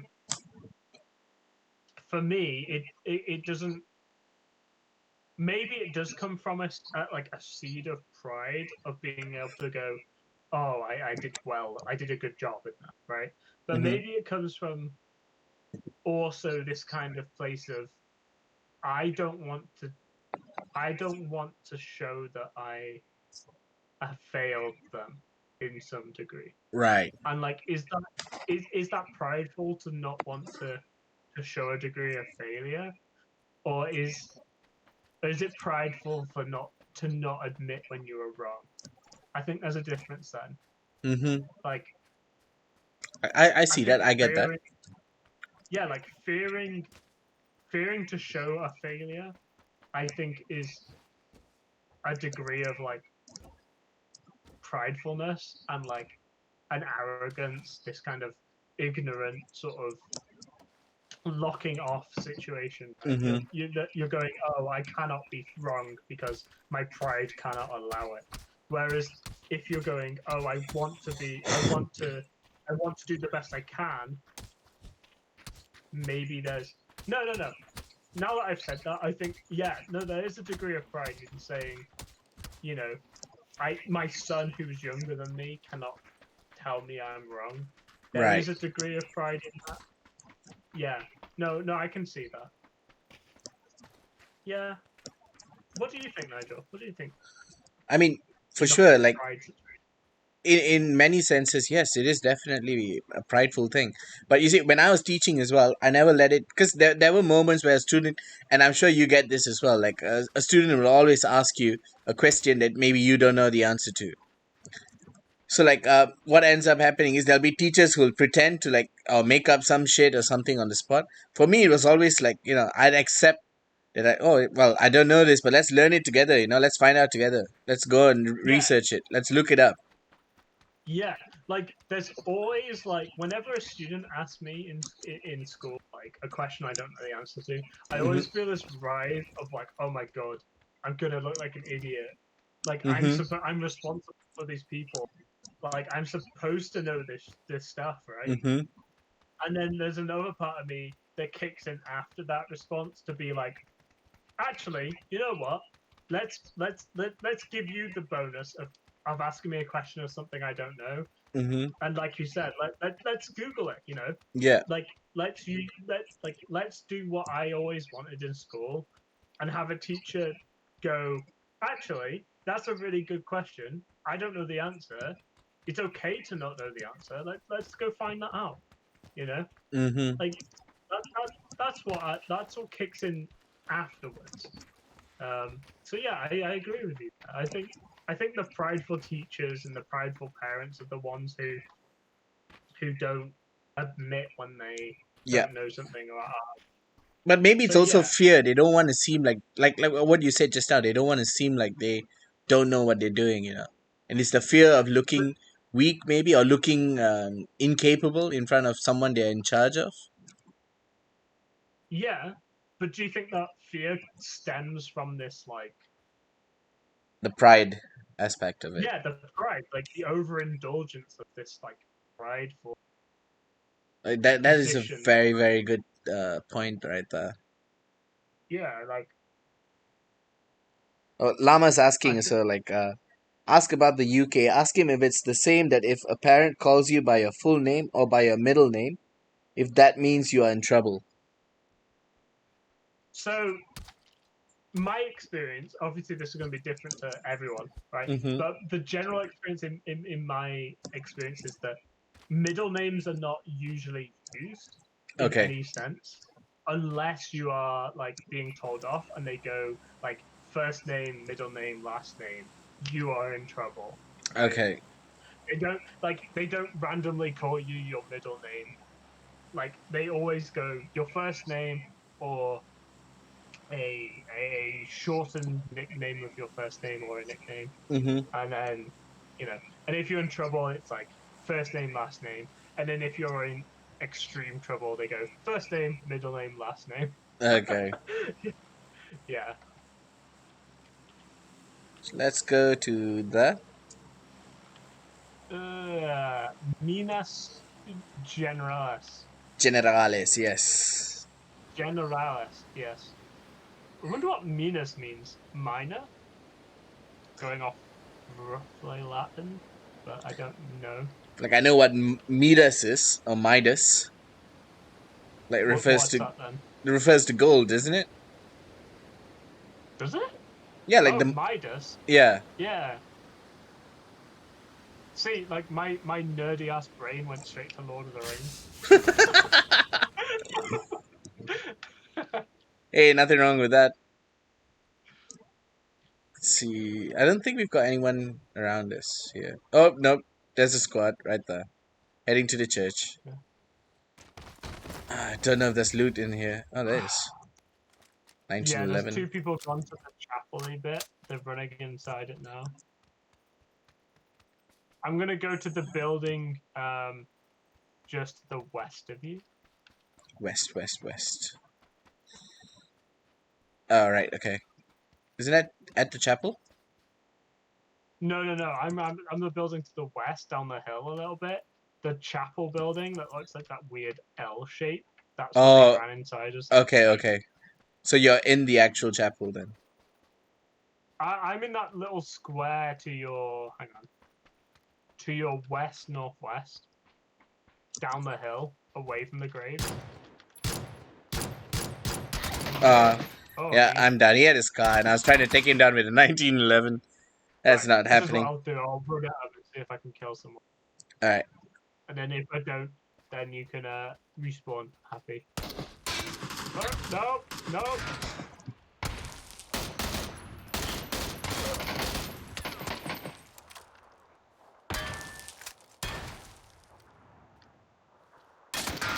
Oh, he headshot me. Oh. Yeah.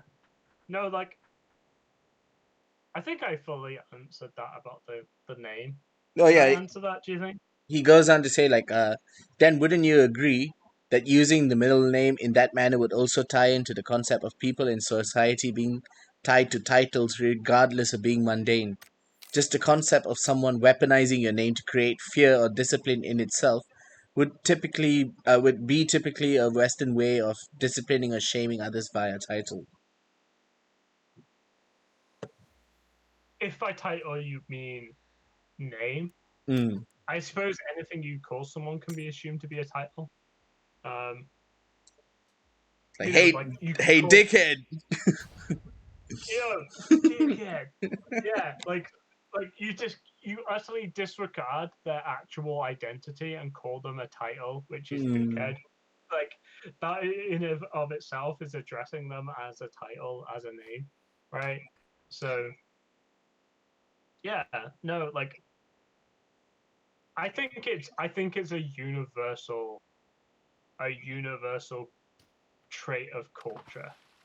You Mm. know, like if we didn't have names for each other, then it wouldn't exist. And if you like, I feel that if you had names, even if the existence of names is a thing, like they are used hierarchically, like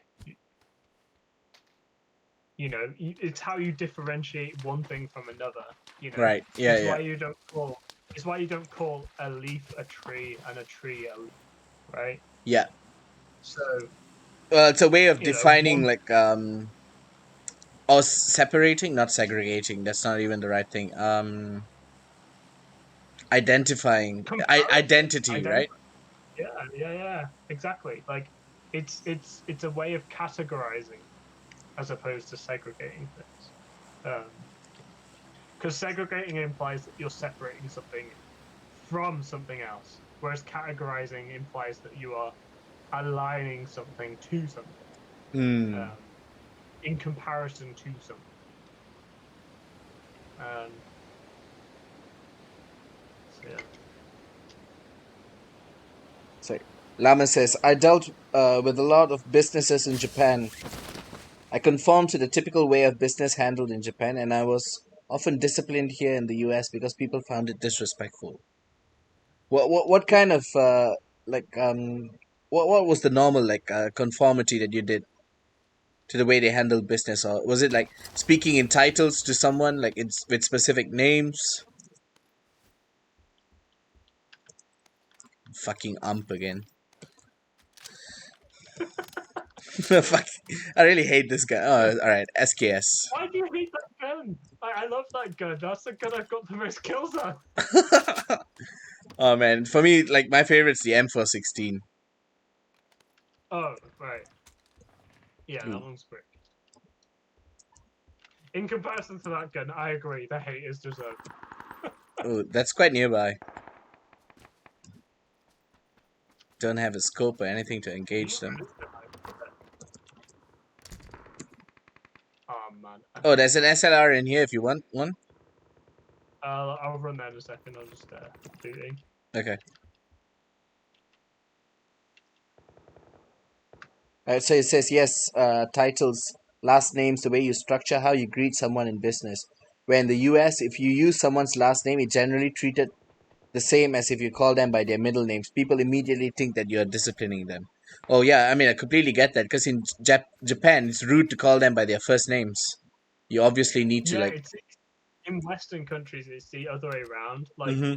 it's interpreted um, as if you are disregarding their identity as an individual. You Yeah, are going you as a person are not as important as the group, and I understand that, like, at least my interpretation of Japanese and like those more those cultures surrounding that is like the group is more important than the individual, whereas Western societies tend to go the other way, right?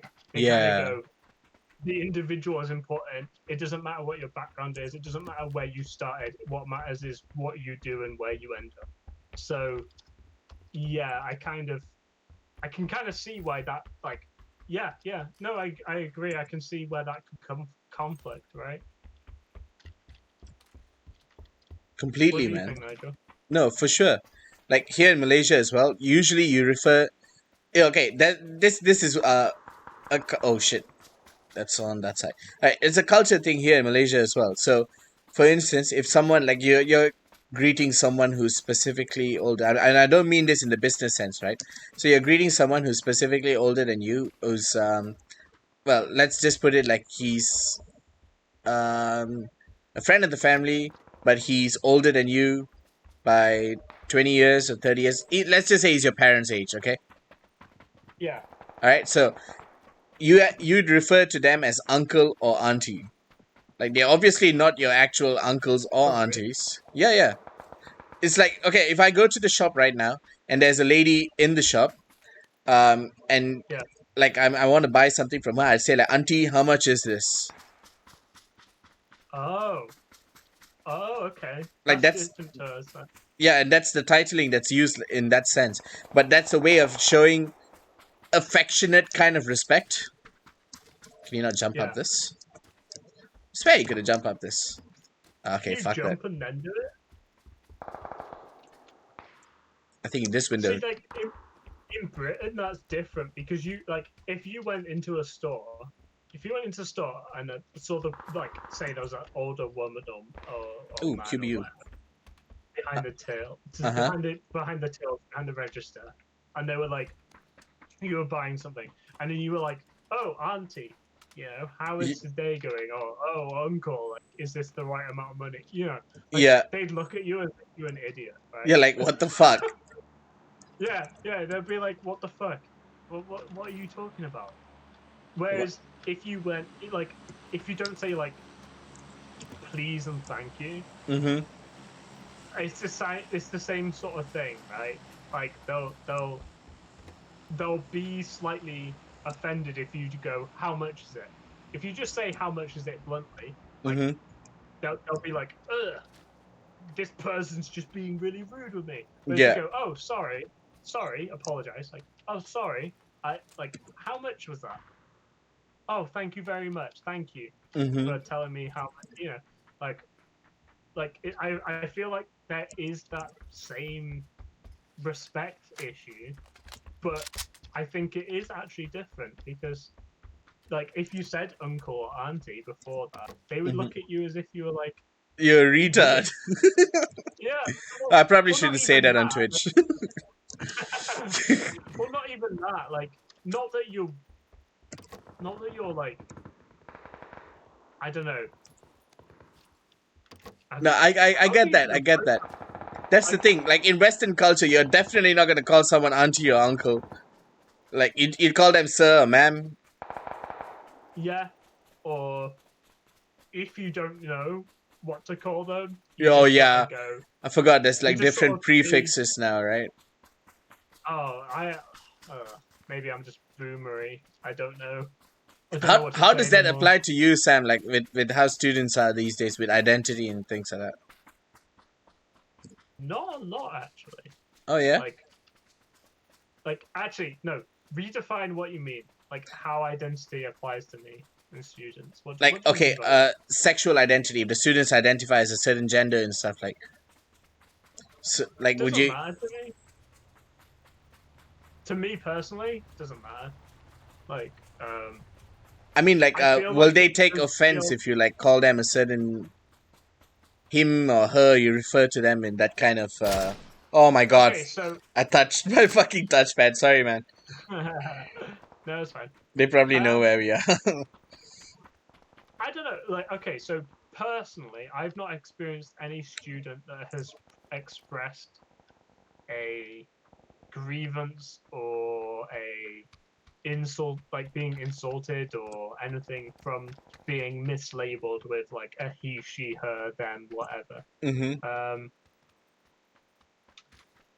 whether or not they have been, I don't know because they haven't expressed so to me.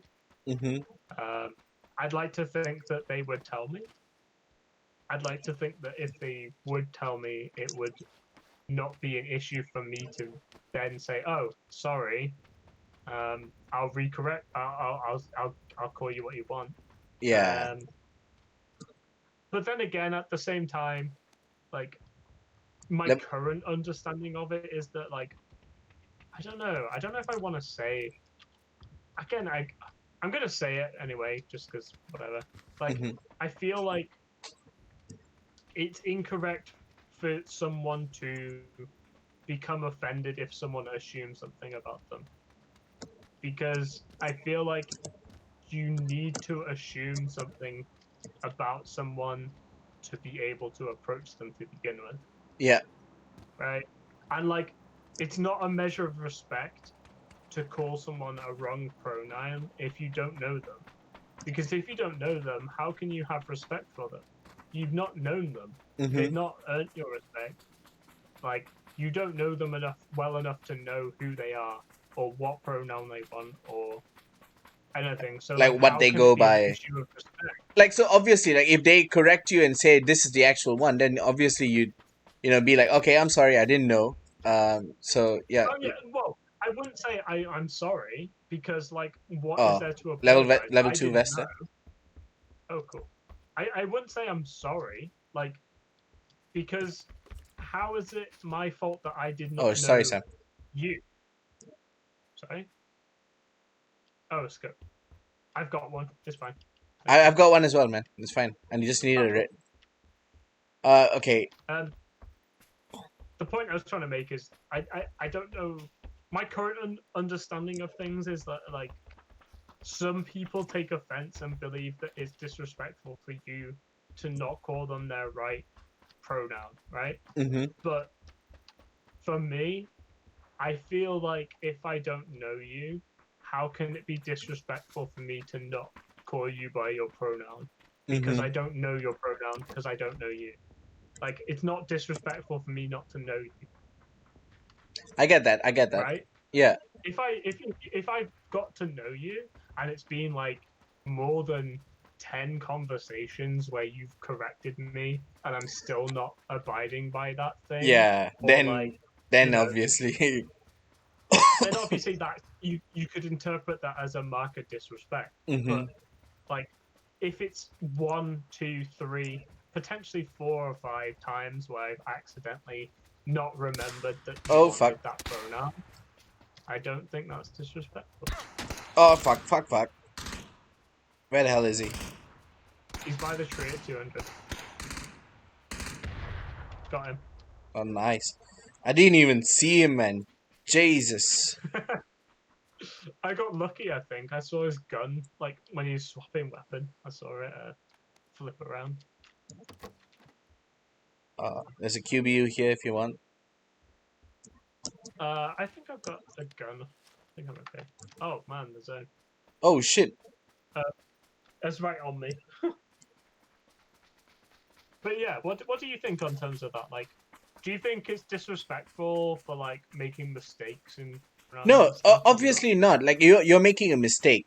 So why would you get fucking chastised for a mistake that you've made? Because that's obviously not the right thing. You're being prejudiced against then. Prejudiced? No, Yeah. that's not the word. Um, you're being attacked for a specific reason of making a mistake. It's the same as like if you make a mistake by you know, oh, I'm not going to give an example, but let's say you've made a mistake and then someone attacks you because of a mistake you made. You didn't do it on purpose. Like, if you're doing it on purpose, then obviously, and fuck yeah, like you deserve to be attacked for it. Oh yeah, like if someone goes, "Oh, it makes me feel harmed," or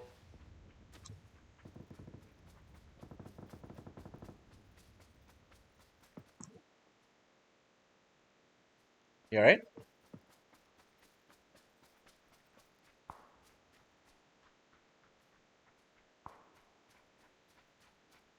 Oh no, have you disconnected?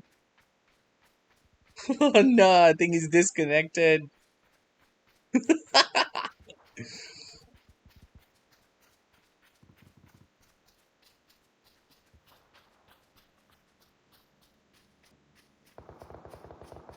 Oh, this sucks. He's just going to keep going into the sunset. Goodbye, Sam.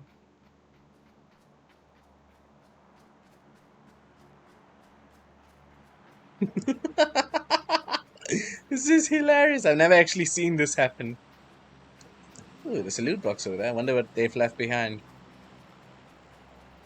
Probably gonna get killed here. But so be it.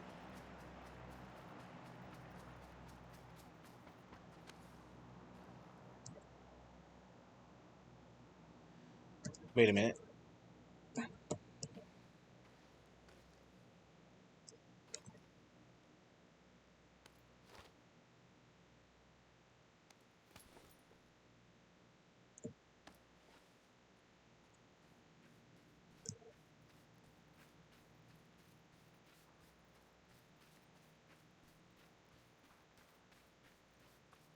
Yeah, we're on Discord.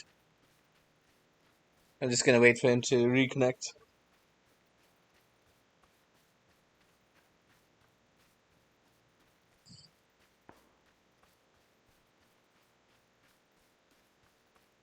Lil Fire, you will be remembered. Well, I'm probably gonna join him in a second now. When I get shot.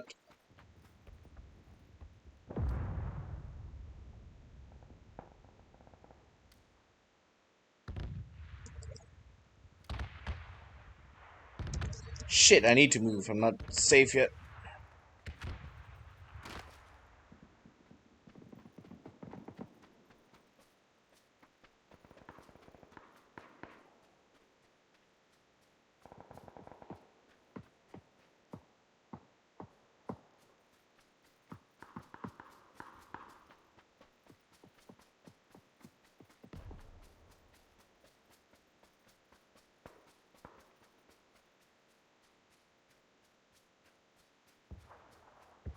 Oh, yeah, yeah. Hold on one sec, Lama.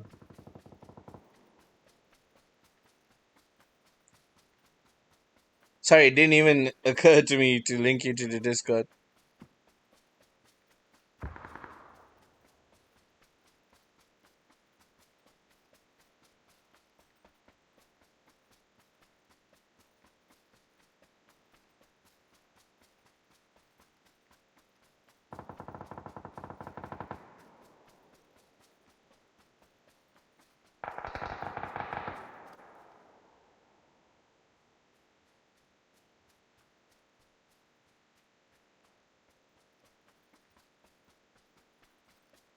Too much foliage on this map.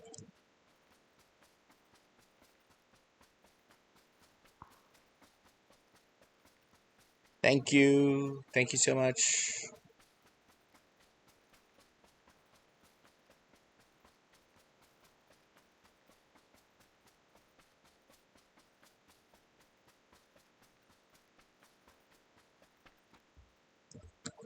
His internet cut out.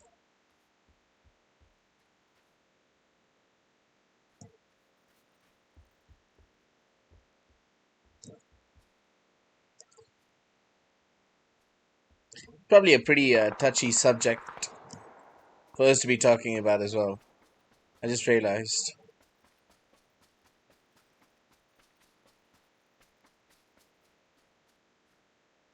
it's a relatable subject, but touchy nonetheless.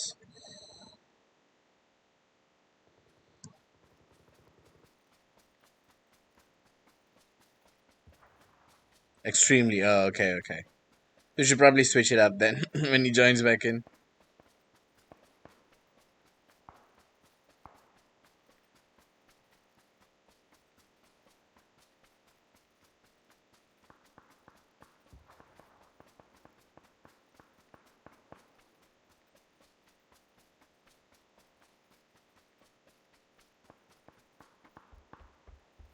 Oh shit, my stream's lagging as well.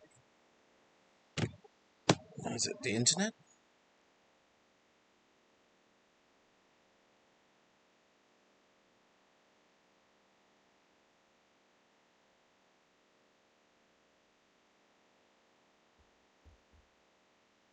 Okay, I'll fix that in a second.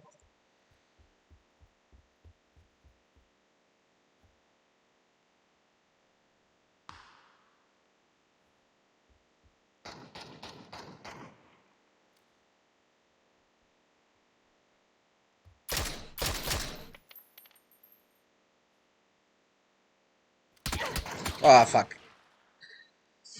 Okay, let's see what's going on here. Why is it suddenly lagging? Let's see if we can get Sam back on the Discord and get you into the call as well, Amma.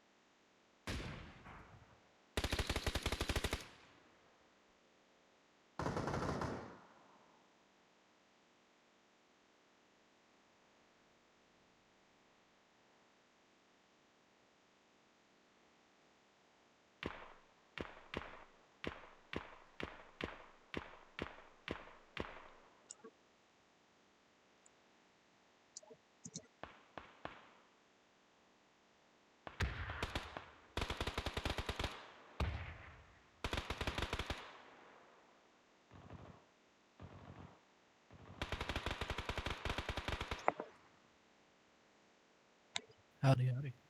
Hey, how's it going, man? Not too bad, not too bad. It's been a while. It has been such a while.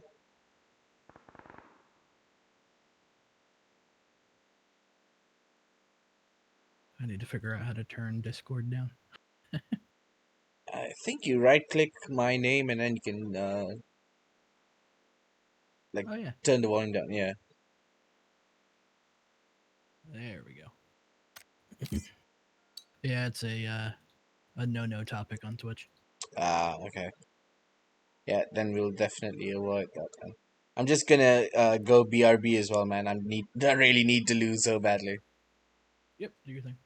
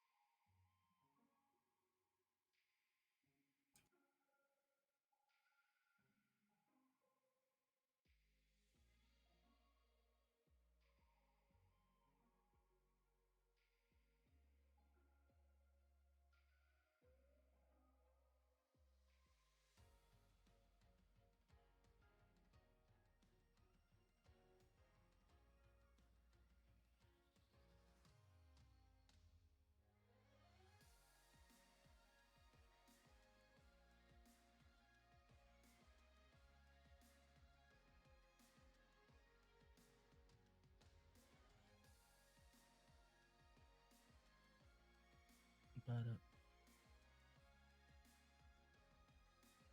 Da, da, da, da.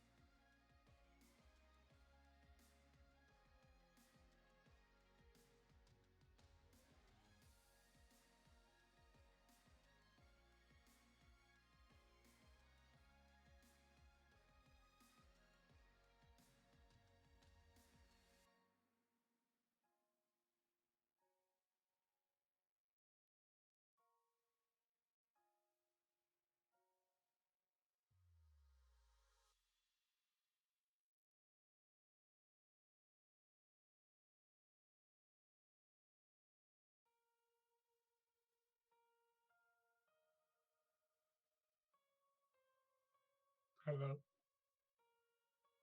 He'll be right back. Oh wow. Taking a break there. Yeah, I think he said he needed to use the restroom. That's cool. My computer finally destroyed itself. It melted. How are you, dude? How's it going? Not too bad. Now you don't have to get play messenger to hear what I say. No, that's cool. That's even better. Man, Now you get the displeasure of just hearing me. No, it is a pleasure. Trust me. I was trying to find it on my phone and on the computer, and it's just not working. Not working out. When my computer melted, I was like, all right, restart. I'll go get a drink. I'll go, buy or whatever. And then it was like, it's 4 a.m. here. Oosh. You were saying, what, you were a teacher? Yeah. I'm a part-time teacher, part-time learning support. So I help out with pupils who need additional learning needs as well. So, yeah. I see. Mm-hmm. I would typically probably be somebody you would end up serving then. Let's be honest. If it's an entire spectrum, I think most people land on it. Well, I am a homebound agoraphobic. I am disabled. Or in easier terms for people to understand, I am too crazy to leave the house. I don't think crazy is the correct term, but I can see how it can make it difficult to leave. Yes, my list of issues is quite immense. Such is the state of existence, as we know. Right?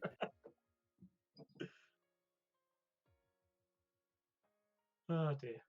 See if I can load up PUBG again and see what happens. Well, I am from the US, which is a good and a bad thing, depending on how you look at it. Mm-hmm. I think I'm 30. It took me a minute to think about that. Despite sounding like I'm 15. No, it's fine. But I completely agree. It is interesting to talk to younger people to realize there's a lot of stuff they never grew up with. Yeah, definitely. He was muted for a period of time, and I don't know if he read out what I was saying, but I was saying that it's very weird to think that there's people younger than us that grew up and haven't had a life without internet or Google or anything like that.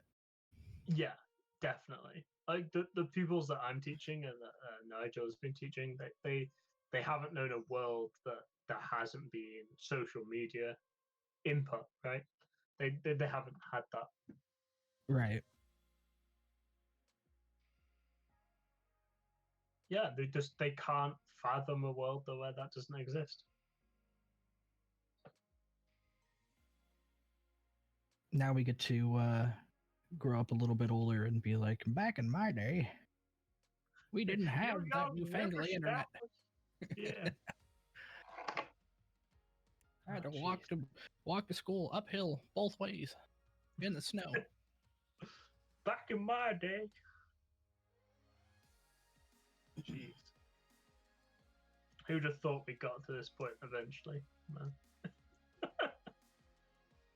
Yeah, I mean, I was just talking to somebody the other day about it, and I was like, it's really weird to think that time is inevitable, and with my conditions, we'll call it. I am a very big control freak. I have to control, understand, and analyze everything. So to have something like time that, regardless of what I think about it, cannot in any way ever be changed is kind of a mind breaker. Yeah. It's as if approaching the passage of time is something that needs to or can be fixed, and I think that is the issue, right? You can't change it, so Can't change it, can't fix your it, can't go analysis of back. it, yeah, your analysis of it, your attempts to to codify it, to make logic of it, like they're all for nothing, really. Like, Exactly. and I And that think, sucks. yeah, and I think getting over the hurdle of accepting that is ironically the most simplistic answer to the most complex question, right? You just gotta go, I can't understand it, therefore I have solved the issue.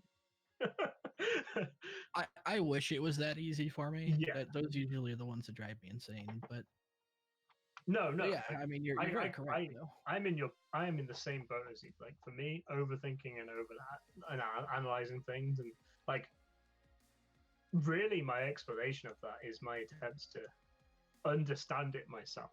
Like, it's not like I have the answers and I can bestow them upon anyone. It's not like I understand it myself, but Right. like my attempts of explaining that is, in a way, my own attempt of accepting that. I don't Man, know. It's difficult. I had a fun conversation because I was talking about the concept of time and the inevitable death, and I was speaking specifically with my psychiatrist, and I go, it's an interesting concept. And she kind of looked at me and goes, "What?" I go, "No male in my family has ever lived to the age of 50, ever in my entire line of genetics. No male has made it to Yeah. 50." I go, "I'm 30. Yeah. That typically means that if I am lucky, I got 20 more years, which means I've lived over half of my life." Mm-hmm.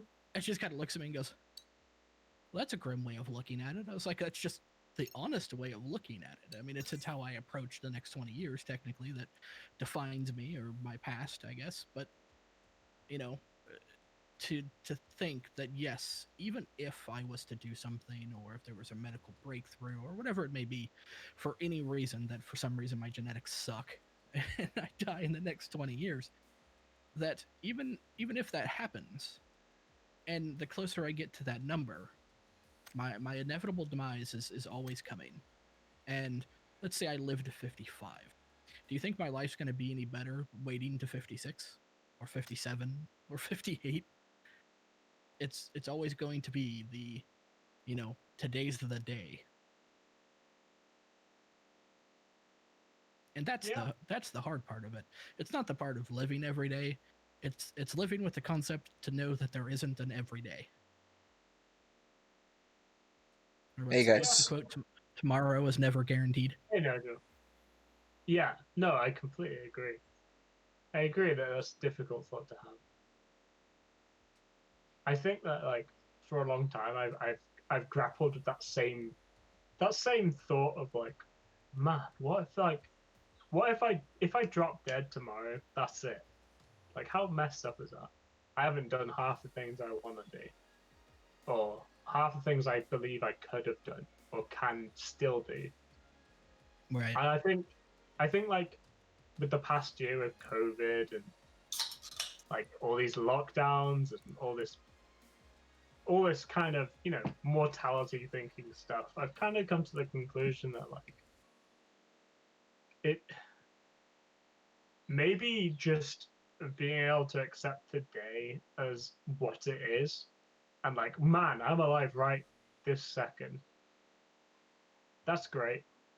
Like, imagine if I cashed in right now. If I say right now, today is the day I die, I'm already dead from this point onwards, right? Any moment that I live beyond this point is like, it's extra time, bro. It's like Right. playing with the casino's money now, right? I should be already dead. Like I've lived up to my potential already, so anything I achieve from this point onwards is bonus, right? Like that's sort of where I'm trying to be right now. I think that's helping me process it all.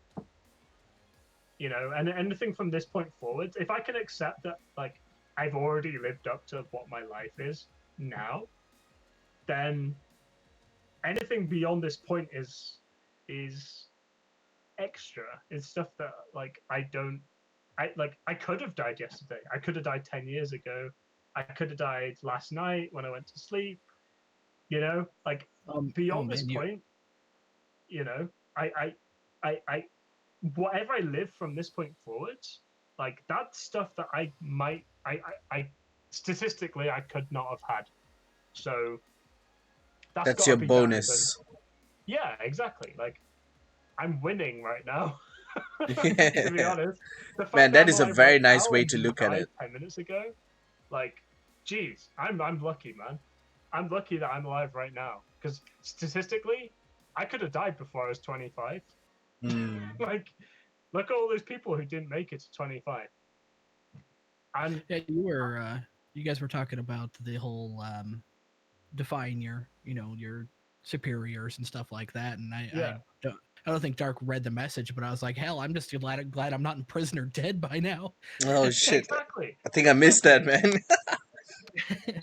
Also, wait, Like, just sorry to interrupt you real quick, guys. I can't invite you to the lobby, Sam.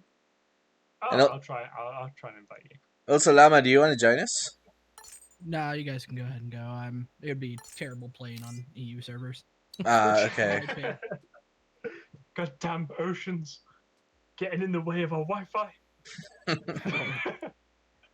How dare they? Right? Oh man, but yeah, like the whole defying the authority figure, like, where do you think that stems from? Um, I don't think like with anything with brains or upbringing, and there's always the nature versus nurture, but Mm-hmm. there's so many different things to it. Um, I really think that it doesn't necessarily. We're looking at the wrong question. It's not a matter of where it comes from. It matters how it's dealt with and what is learned from it. Okay. How Um, how it's dealt with? Like, okay, elaborate on that. Like, how would you go about dealing with something like that? for instance, like you were saying, I think you said your mother was very strict and push things. No smoking. Don't hang out with the kids that are smoking cigarettes, Yeah.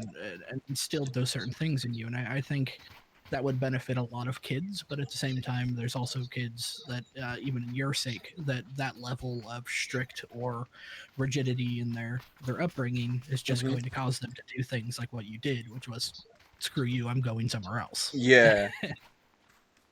um, and I'm like, there's no right answer to doing that, because not listening or not trying to instill that into your kids is also horrible. So Mm-hmm. it depends on your kid, your relationship with your kid, and what you think is necessarily going to be uh, kind of the best for them. And you kind of hope, as I see you pelting a guy in the nuts with snowballs, hope that you're um, approaching it the right way. I mean, My like, father parenting is all an was experiment, isn't it? If you think about it, right. unless you have like proper guidance from someone who's there is no tried and sure way to success with parenting. there is no proper guidance, necessarily. I don't think there's a literal rule book, right? I feel like there is a generally statistically valued amount of this is good, this is bad. But I Mm. like how can I fault a parent from doing something wrong when they are they are doing something that if I were to become a parent, I would inevitably go through of like I've never had a kid before. Mm-hmm. There's no real way for me to simulate having a kid. So, like, in a way, their upbringing of me is the same way I'm trying to upbring another kid, right? So, Well, there's you kind of know, two ways of that, though. I mean, for instance, my other half, she was mentally abused a lot in her upbringing. Mm-hmm. Um, I would hope that she wouldn't take that same approach for our kids by any means. And I was raised a certain way, and whether I like it or agree or disagree with how they do it, I think we're all just kind of creatures of what we learned, and we try yeah, to pass that on for better or worse Mm. that happens. And I don't think in any reality that there can be a general rule book or fix all, because we vary so much as humans that there's no such thing. We're really, the best we're going to do is, like, if it works more than 50% of the time, we're going to call that a success. So Yeah, and it also comes into play like in the aspects of where you're from, like considering how society is and where you live as well. So yeah. like for instance, with the certain laws and certain types of things that you can do, and as well as how much of how do you phrase it? Um, like the cultural differences of how people allow certain things to happen, and how some people like don't give a shit, and they're like, oh, it's just commonplace, it's normal thing in life, you know. Right.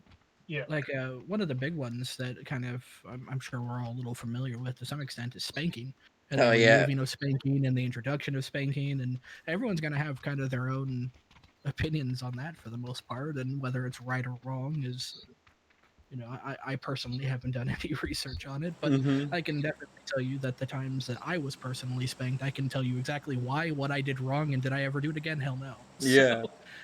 I mean, yo, that, my parents whooped my ass, man. Like, ironically, like I can't think of a single time my parents ever laid a hand on me. hmm. I I can mean, I can definitely the golden remember boy when over here.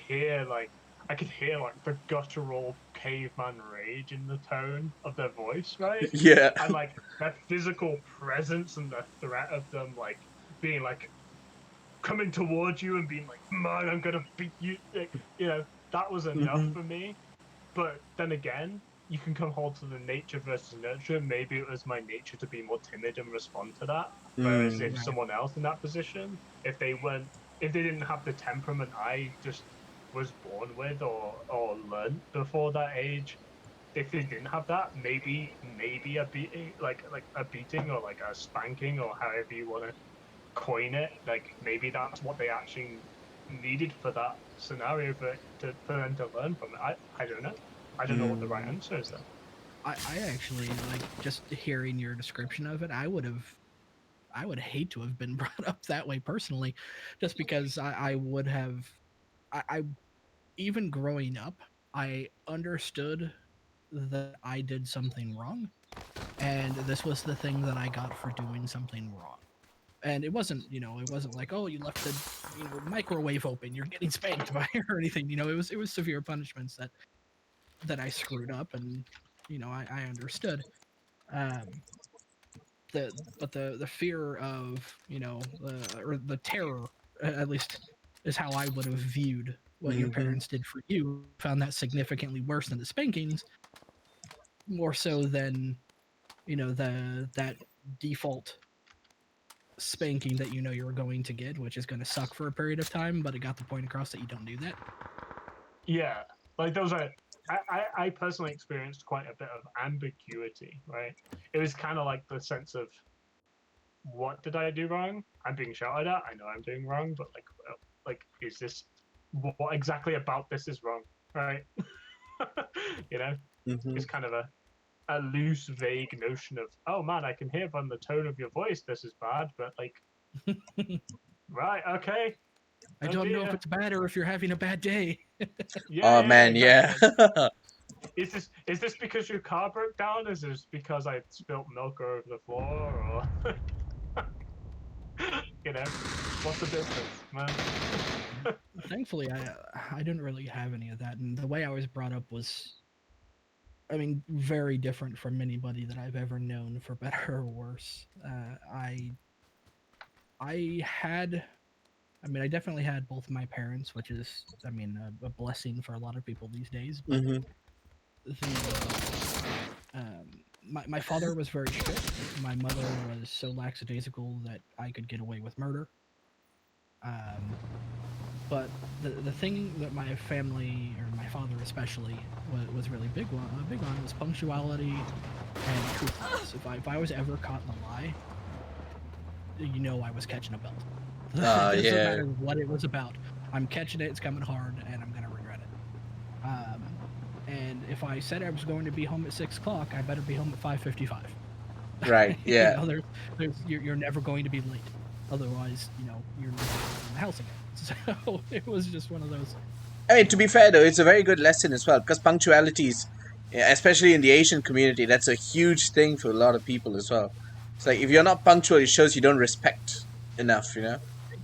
Exactly, and that's very much how I was brought up. And now I have a lot of friends right now that they're like, "Hey, I'll be on at 6 p.m." Hmm. It's currently 10:40 p.m. and I haven't heard a word from any of them.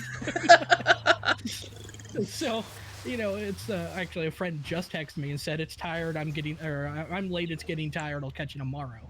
Hmm. So, it's that drives me nuts.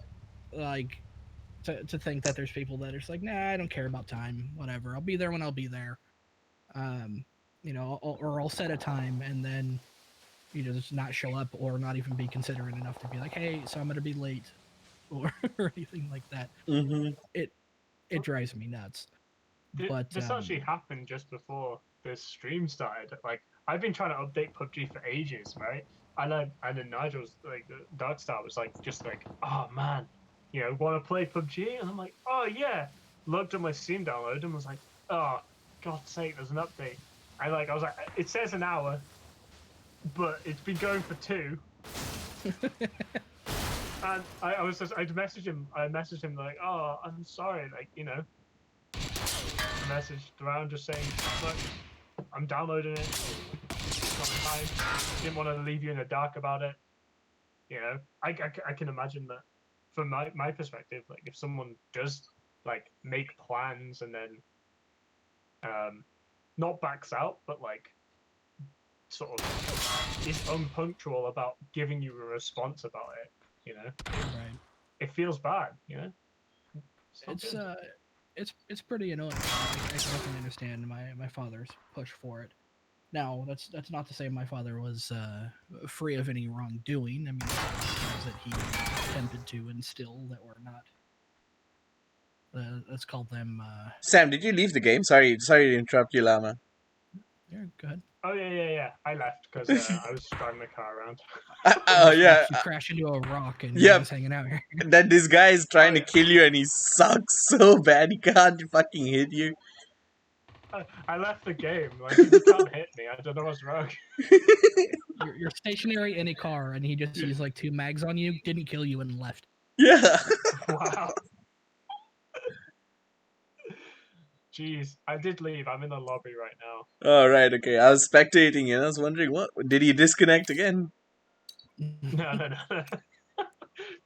What actually happened was like my computer overheated, and then like when you get the blue screen, screen of death come Oh up. yeah, That's what happened to me earlier. So man, that is horror when that happens. Well, take that code down that it pops up with, and let me know, and I'll fix it for you. Oh, oh cool. nice. I'm pretty sure it's got something to do with your computer's 6-year-old and you're not updated it. So PCs are. I mean, I still have a laptop that's 13 years old. It's like a champ, Oh shit. like a broken down old champ, but it works. got a little rocky over here, Oh, I feel like they don't And make technology the way they used to, though. I feel like they make it Oh, so that it definitely. wears out faster, so you have to go and buy an upgrade. it kind of depends on brand. So, you know, I'm pretty sure throw Apple under the bus with that. Apple did that thing where like when you got updates, it slowed Yep. your device down in the quote unquote, we're trying to slow your device so your battery life lives longer sort of argument. Mm-hmm. Yeah, they've gotten sued a few times for that, along with auto tripping humidity sensors, which is oh, it's now void. You now have to buy a new one. We won't repair it. Enjoy. Oh man. Humidity sensors. What Yeah, the they have liquid sensors in them, but if you live in a place where your humidity will frequently hit over 80, it's sensitive enough it'll trip those sensors. really? And if any of those sensors trip, then they will not repair your device under any circumstance, and they'll force you to buy a new one. This country is definitely one with a very, very high humidity. Yeah, I'm not sure where you're at, but where I am at now, I mean, we sit around 80 to 85, so it's Fairs. Yeah, yeah. I'm currently in Malaysia at the moment. ah, I I was have in nothing England for a about big bunch of time, and then I came back to Malaysia to, well, basically I'm back in uni. Like, you know the time when you first started streaming, Llama? yeah. Yeah, I was still in England at that time. That's where, like, Sam and me met. We were in the same uni together, the same Ah, Yeah, residence. yeah. and you met me there, and you still didn't introduce him to the glory that is Dying Light 1. Well, What to was be that? fair though, we were all caught up on League of Legends at the time, and Oh, it was bad. it was It so was bad. it was bad. It was like just after Jinx was released because I remember I installed it and on the patch screen it was the moving Jinx like Oh screen yeah. movement thing. And like that was the first one I played. And I remember our friends all made me play support because I had never played it before.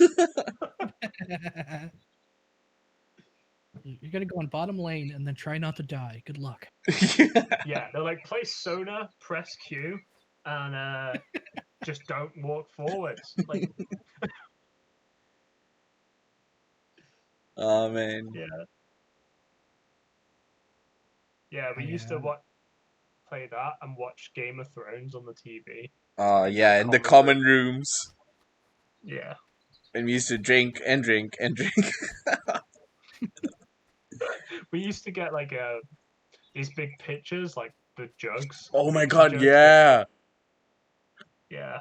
Dude, those were rank, man. Like there were times where we just forget to wash them and then we just use them. It was disgusting. It was absolutely vile. One of our mates, yeah, his name is Tom, he peed in one of them. And one of our other friends who thought it was cider took a sip out of it. Oh no. It was a bad time. It was a bad time. It was a It great was a bad time, but time. it was a bad time. Bad time for him. Oh yeah. Definitely. I'm Yeah. so glad I don't have any of those uni stories. I just I just am.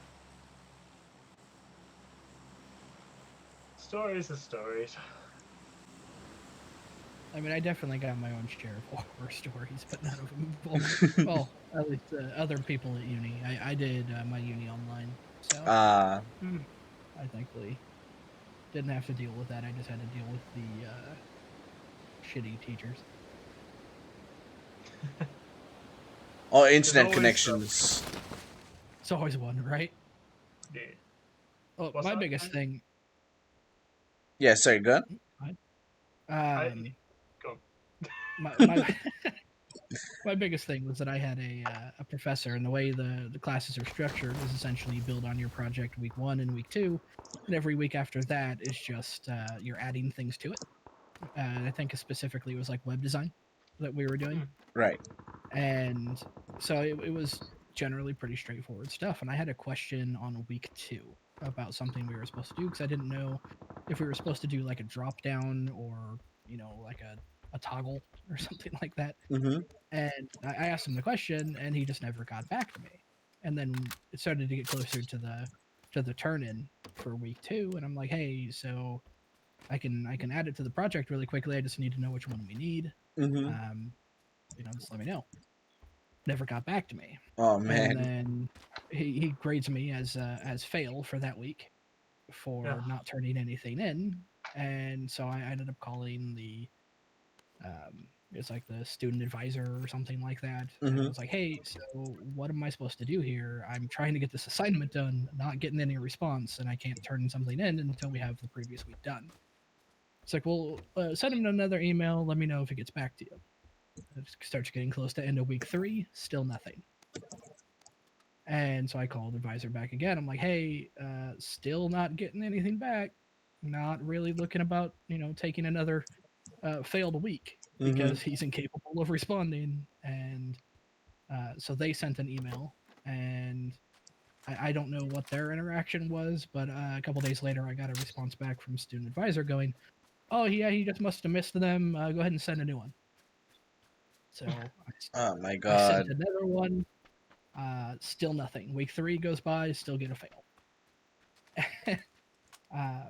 Ended up having to call up the dean of the school, which was not easy to do. Mm-hmm. And the dean had me basically sit out that term essentially for that class. And when it started to come around again, I was like, okay, can I, what other teacher can I get for this class? And he's like, well, that's the only teacher that teaches that here, so you have to take him again. Oh my god. Great. Love it. And so I was like, this is beyond my better judgment. By the way, they still charged me for that whole semester, which was about $3,000, just as a note. Oh Um, Christ. Still charge me for that whole thing. And it's like, beyond my better judgment, I'll take it again. I'll just get this out of the way. I think it was week 1. I had just a general question. It wasn't something that was actually really, really needed. But I was like, I'll ask it again, and who knows if he responds, then maybe this is going to be a better week, or a better class. He never responded to that, and I was like, fuck it, I'm just done. Just nah, because if you drop out in the first 2 weeks of that class, you're basically scot free. You don't have to pay for the term. So I was like, if he can't even respond to that, then I'm wasting my time. Man, I really hate people like that. And quite honestly, it's so unfair of them to to charge you for the whole term. If you that's their rules basically. If you do 2 weeks of a class, no matter how long that class is supposed to be, if It's you don't go considered that, anymore, yeah, you're considered there, and you got to pay for it. it's contractual, right? Mm-hmm. Yep. Sucks. So that was not fun. That's kind of my horror story of uni, Yeah. really. I think there's someone around here. Do you think? I think so. Because I heard gunshots here, and these doors have been open. I can hit gunshots to the southeast south, but I can't see anything.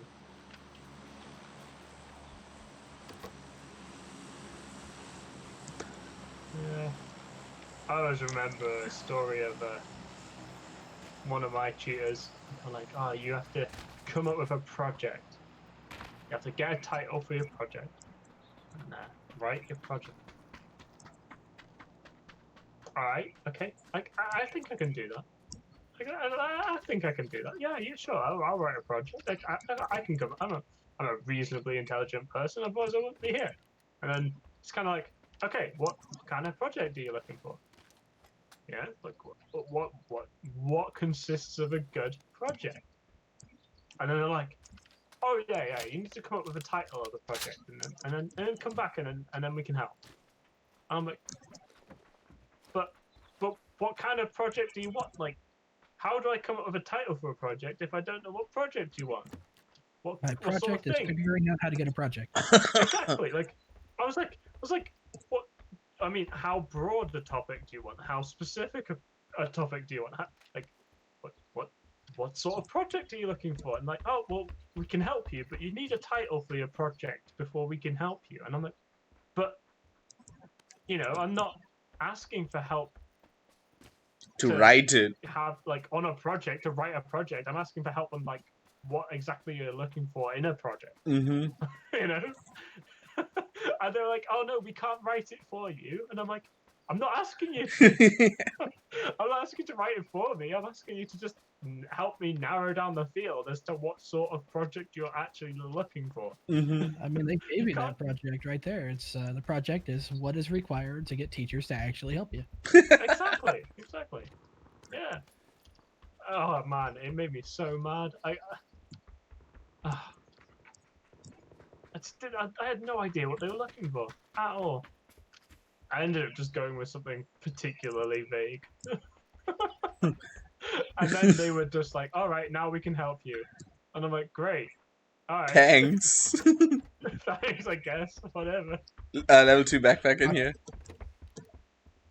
Cool. Project name the. There, I'm done. Next. Mm-hmm. Yeah. Yeah. Hey, Stephen King can get away with it, then I can get away with the. Damn it. Uh-huh. I Oh, can but babysit Stephen an King's and books are so good, though. yeah. I Like, just read it actually. oh, person, and I'm clicking and it's not shooting. Fucking hell, mouse, stop. There we go. He's got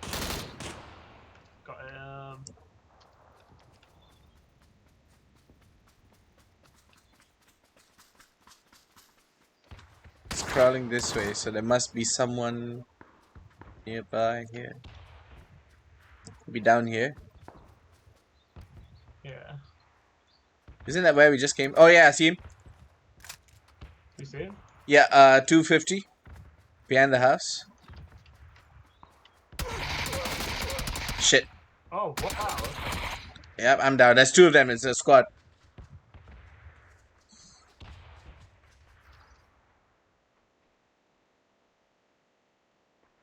Were they down the hill? Yeah, Sorry. there he is by the rock. Yeah, there he is. Oh man, I'm so bad at this game. To be fair though, we were doing really well at the start of it. I do believe it's the multiple cans and bottles that we've gone through. Oh dear God. Don't you love how alcohol sort of rids yourself of the inhibitions and also your ability to focus on the game? Like, it's so good.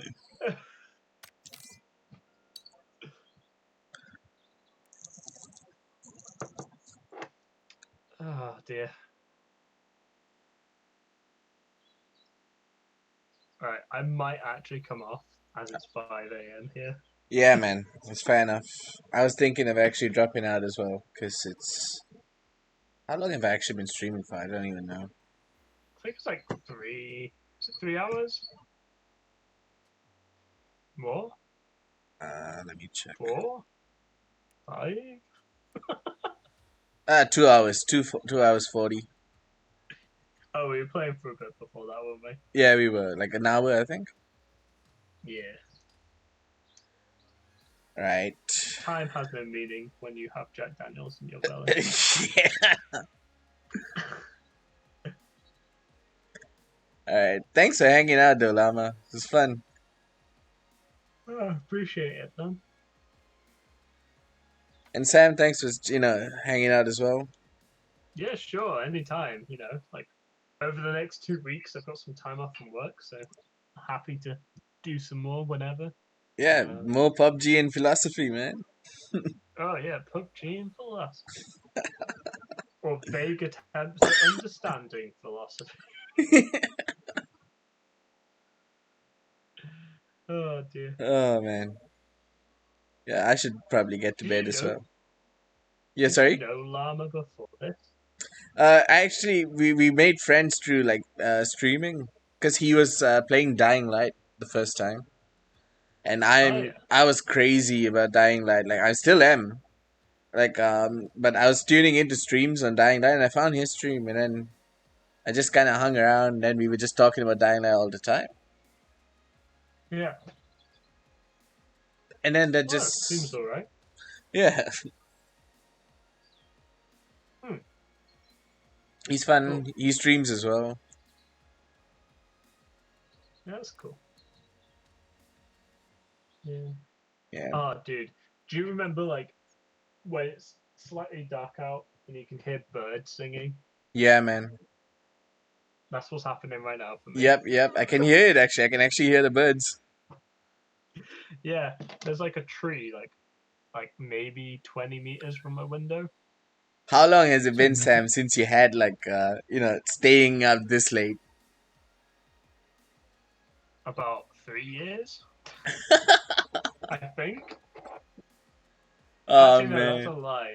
I think it was like right. When did I don't know if either of you know this. When Classic WoW came out, when they released Classic WoW, Mm-hmm. I played that when it came out, and I played that like for 2 days. I think. I don't think I slept for about Oh 2 days after shit. playing. I think that was the last time I stayed up this late. That was August 26, 2019, according to Google. That was about 2 years then. Fair enough. Yeah, Man, yeah. it sucks. Like That's what obviously working in world uni does we to used you. it really does, man. Like when you're working, you're just like, you know what? I'm so not up for like an all nighter. I just want to sleep or just go on Netflix and just Yeah, it's the same feel. Right, the way the working world feels to me is the same way that a deadline the next day felt for me. yeah. It's It's, not that I like want to do it. It's that it's I have to. you have to exactly, Yeah, and that becomes it's a daily deadline. yeah, exactly. That's what life I is, a can't daily imagine. deadline. I can't imagine like getting to work late at all. Mm-hmm. Obviously, I've done it once or twice, but like Yeah. only by a couple minutes. Not like I've never been like an hour or two late, like some of our friends at uni were like. Yeah, man. I've actually never been late to work except for the one time my car broke down. That was like the Hmm. only time. But other than that, I'm always at work like 45 minutes earlier. Yeah, Because like when I that's was, about the same for me actually. no, I mean it teaches life. You got the lesson plan. You got to do a lot of stuff, a lot of prep, Hmm. required. Yeah, and the meetings before and after as well. Like, Yeah, jeez. man, fucking faculty meetings. Uh huh. And then I had Jeez. then when I worked in the animal hospital, like I was always there early because I had to prepare medications and stuff. I didn't want to be like on the dot, like actual time I'm starting to like all the medicine and stuff. You had to be given, No, you want to be like set up ready for when the dot happens. You're like you can exactly, start. because you don't want the animals to be left untreated as well. It's just not on. Yeah, definitely. Okay, all right. So we'll probably just end it here. Yeah, It's a I good can night. I Going to can sleep, hear. huh? Sorry. Pardon? Said going to sleep, huh? Yeah, man. Well, I can hear the birds outside singing. Yeah, it's one of those ones where when we were at uni, we were by the ocean, so like it was seagulls Seagulls. screeching, like oh my Jesus, like Yeah. every day seagulls at 3 a.m. or 4 a.m. just raking your eardrums.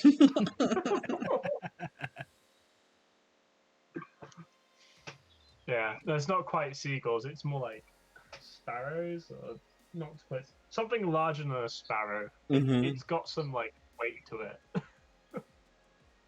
Like a Overfed sparrows. Oversped sparrow, yeah. Oversped? Man, I'm tired. All right, well, thanks for coming along and chatting and watching and hanging out. yeah, chilling out. Yeah, I We'll appreciate it. probably do this again tomorrow. If like Oh yeah, yeah, yeah. So you're I'm off more for than 2 weeks welcome to now, come so and hang out. yeah. Yeah, you gonna make this a daily stream thing?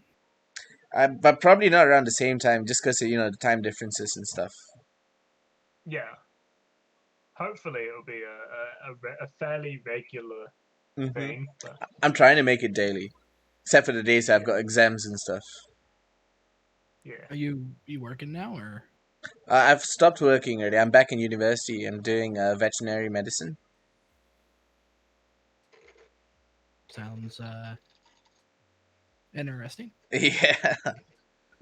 I mean, like if once I graduate from this, I'll have 3 degrees in my hand. The question is, he going to do anything with them? Yeah, definitely am. Like this is the final part of my plan. Was It's what, the evolving plan that got additional steps added onto the end, yep, right? yep, yep. What are the first 2 degrees, and how do they apply to veterinary?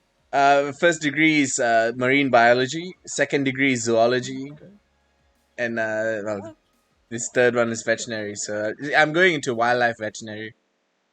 I'm gonna say at least that makes sense. It's not like business management and then Yeah, veterinary and yeah, yeah. gender studies or something. Like, Dramatic theatre performance. You cure I the can tiger sing with a poetry. rendition of Shakespeare. dance theory.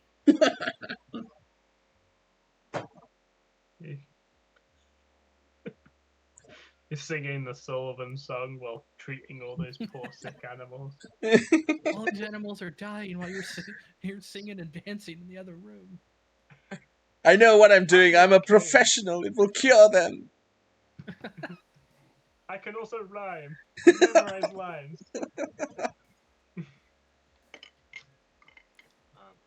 Oh no. Tugging on the heartstrings with every word as he injects that poor animal. Oh man, no. What rhymes with euthanasia? I don't actually know, actually. Euthanasia? Hell, go back to Asia. Oh, Oh jeez. man. Dark topics for dark morning. Yeah. On that note, I will have to slumber upon those thoughts. So thank you very much for the conversation. I appreciate it. Have a good one, man. Yeah, see you later, guys. Thanks so much. Good night, Sam. See ya. Bye. All right, Lama. Glad I'm to hear gonna you went head off. to animals. Yeah, man, definitely. Like, I've even before I went to uni, I was working in the jungles. I thought you were doing something for business. When I think we last talked, you were talking about some business job you were doing, I have some done. corporate or something like that. Yeah, yeah. I worked for a non-government organization that basically organized conservation type deals for students and volunteers around the world. Ah, So yeah, I was basically like the volunteer coordinator and stuff. But after, oh, gotta follow. it totally wasn't me. Thank you. But yeah, like I worked before I was in uni. I worked as a conservation manager, like for this part of the jungle that was being torn down by like a lot of it was being used for logging, and they were basically destroying natural habitats, which were the homes of tigers, sun bears, and elephants. So like we a lot of the work that we did was basically structuring this whole this whole like protected area. So it's a confirmed reserve forest that will never be touched, so that it remains pristine. Yeah, I mean, if you get what I'm saying. Yeah, yeah. Yeah, and then what happened was like all of our data, all of our information and stuff, when we put it forward, like well, basically when I put it forward, they said that yeah, it was not valid because I was not a recognized body and I didn't have any kind of supporting degree or profession that would show, because I was just some guy who worked for a company, you know. Right. So I was like, you know what, fuck this, because all of the effort that I put in was to like protect this and to save the animals. So I went to do this degree to show that this is what I wanted to do, and then that this degree then led to me wanting to go into like curing the animals as well, because when I was on the trails, like on the poaching trails, a lot of the wild animals that were caught in snares and traps, a lot of them were mangled like very very badly. So most of the vets on site, or well, the rangers on site, they didn't have proper equipment and didn't have like proper facilities to treat the animals, so they just euthanize the animals, which was a horrific thing to happen, obviously. But that just further drove me into wanting to do veterinary, because there are really a limited supply of wildlife vets around the world. We have very very different lives. I couldn't tell you like four species of animal beyond dog. Like you're so out of my realm and knowledge that it's just Oh, but man, uh, like that's the same thing that applies. That you could tell me so many things about the computer and technology and stuff, but like, cause I'm a fucking dinosaur. Like, I love to game, but when it comes to like setting up rigs or like anything that is involving the computer, I have to read like 1,000 fucking articles before it even sinks in. Like, oh man, I definitely can understand that. I mean, anything related is just that's like my native language. I'm hmm right there, and I get it all. But I had a buddy that I still actually talk to a little bit. He does. Um, I don't know the official name for it, or if there is an official name, but he's one of those guys that for like National Geographic go out and like sit in trees for like 5 days and take oh pictures yeah, of birds and stuff. I've done that, man. Like and that's what he does. He loves the photography end hmm of that kind of thing. And he would always send me these pictures. He's like, "Look at this! This is amazing! It's the first time I've ever done this." I'm like, "I don't know what the hell that is." Like, it looks like a squirrel. I can't tell you, buddy. To be He's like, "Oh, fair it's a though, it's super rare thing." I'm like, "Dude, I don't got a clue." you gotta have patience for that kind of thing as well. Like, for me, like a lot of the times, there were times where I was just like dreading it, and I was just wishing to go home. But when you get that shot though, and you're like, okay, this was actually worth it. Like, I remember we were following this tiger couple, and which had a baby cub, and we were trying to find like all the trails that we set up like the infrared cameras right on trees along certain trails that led to watering holes and things like that. And there was a spot where the guy, like one of our guides, he was a native guy from here in Malaysia, and he said like all you got to do, he is climb up to the top of one of the trees there and just wait. And I sat in that tree for 2 days in the rain, in the fucking sun, and we finally it was hell, man. Like for that whole 2 days, my ass felt like it was on fire. My thighs were chafed from like sitting on the branches at weird angles and stuff. But when we got the shot, it was just everything was so worth it. He ended up sending me a picture. I think it was because I've known him for a couple of years now. He sent me a picture, and it was of him like in a cast, a couple of casts for like an arm and a leg, Uh and like huh. a shoulder sling. And he's like, "I fell out of a tree." Oh It's like, Jesus, man. I was laughing so hard. I'm like, man, I never knew photography was so dangerous. man, was his cameras okay though? I think he said his cameras were fine. He had them like mounted on like a sling up there, but Oh, right, okay. he like started to fall asleep or something and just came out of the tree. Oh Oh, man, man. I was losing it. it is But hell. Like it's a passionate job though. You need the drive for it.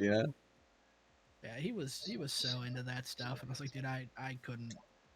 Like you showed me a picture of like a Doberman or something, and I'm like, yeah, it's beautiful, and I can go into detail about Mhm. every part of that dog and what it needs to be a show dog, and Mhm. for shits and training, I can go into all that stuff with you. But you could show me any other animal, and I'm just like, nah, I don't know. I don't know, and it's not that I don't care, but my tolerance for memory is going to be. You're gonna say it. I'm gonna go, huh? That's nice, and that's gonna be the end of me memorizing Yeah, what you just said. I get that, man. I do get that. And it's not that it's like disinterest or anything. It's just because of what you personally like, isn't it?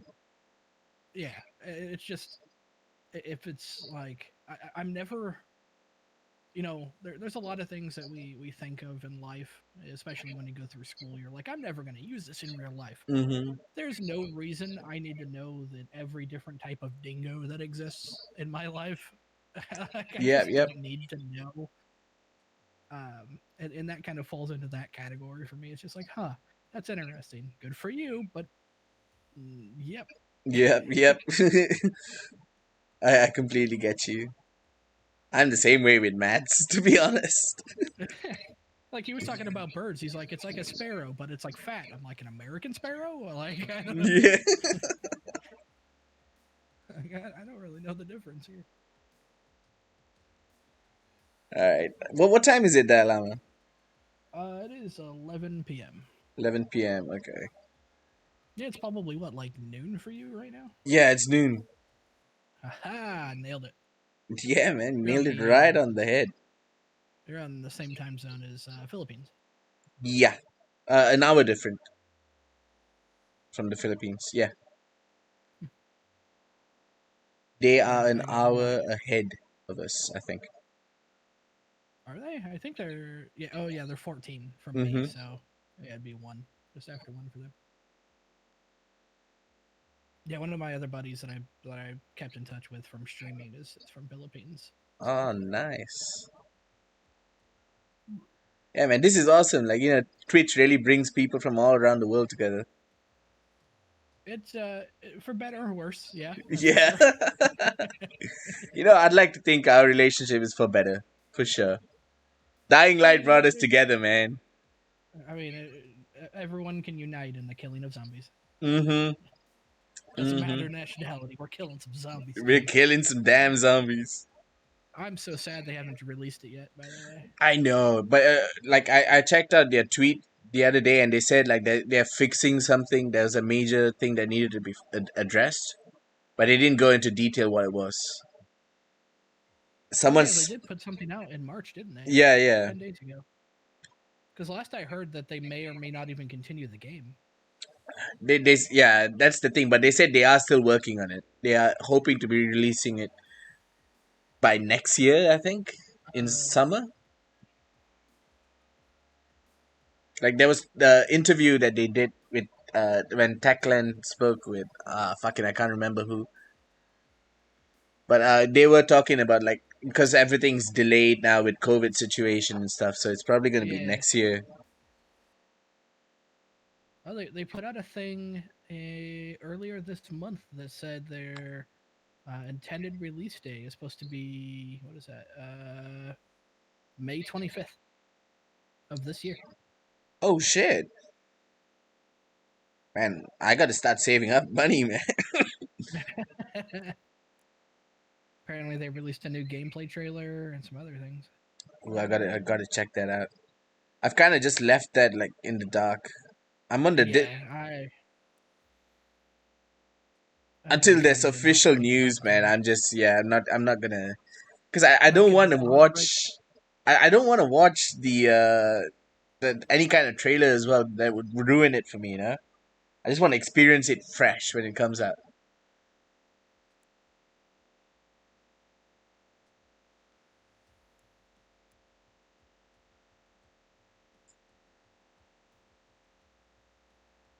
Uh, Hello? yeah, I'm here. Sorry, I was Oh yeah, just sorry. Thought I got disconnected.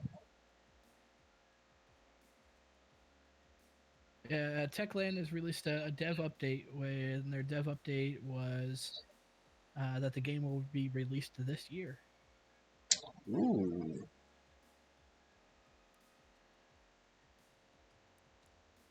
Well, it's what, May? So March, April, May. So a couple months. that's 2 months away. Shit, fucking hell, we're almost in April now, aren't we? We're getting there. Damn.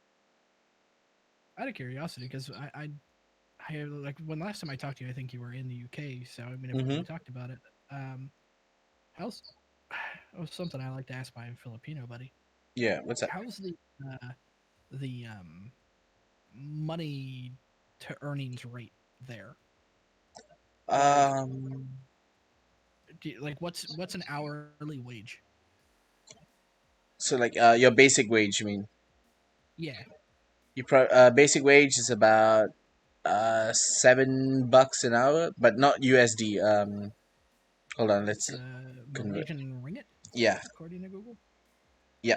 So $7 an hour would be what 29 MYR. No, no, no. It's 7 ringgit an hour. Okay. Yeah. So that's like less than 2 USD. So that's Yep, like 180. yep, yep, yep. Um, But that seven, it depends on one the point job seven as well. dollars. The thing is though, like in this country, there's no like general like, oh, this is your basic wage and stuff. It is highly dependent on the job you do. So like your level of expertise determines how much you actually are gonna earn. Is there any form of minimum wage? Like if you were to go work at say McDonald's or something, is there a minimum that they can pay you? In McDonald's,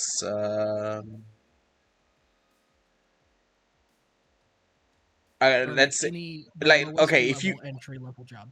entry level job, you probably make 1,200 Malaysian ringgit a month. So that's 1.7. So that's like $520 a month. Okay. Yeah, What's the like if you were to say go out and get a Big Mac or something? I don't know if you have the equivalent there, yeah, but we do like have a the Big your Mac here. equivalent, yeah, Big Mac meal. What would that cost you?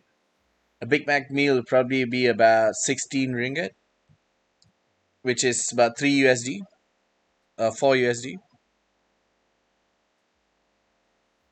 So it's not too different. Okay. Mm-hmm. It's I mean depending on state, of course. I mean you Yeah. could go to California and you're Oh, looking but at twice you will that. never get the size right here in Malaysia. All of it's small. So Really? you need like 2 Big Macs to fill you up. I mean I'm fat. I'd probably need like 12. Oh, dude, I've put on so much weight since I've come back to Malaysia just because of the food. Like, Really, it's more fattening than going to like UK or something. yeah, it's more, well, not to say more fattening. It's because the food here is so fucking delicious. I've ended up eating 5 times the amount that I was eating in England. They seasoned their food. Oh no, I need to eat it all.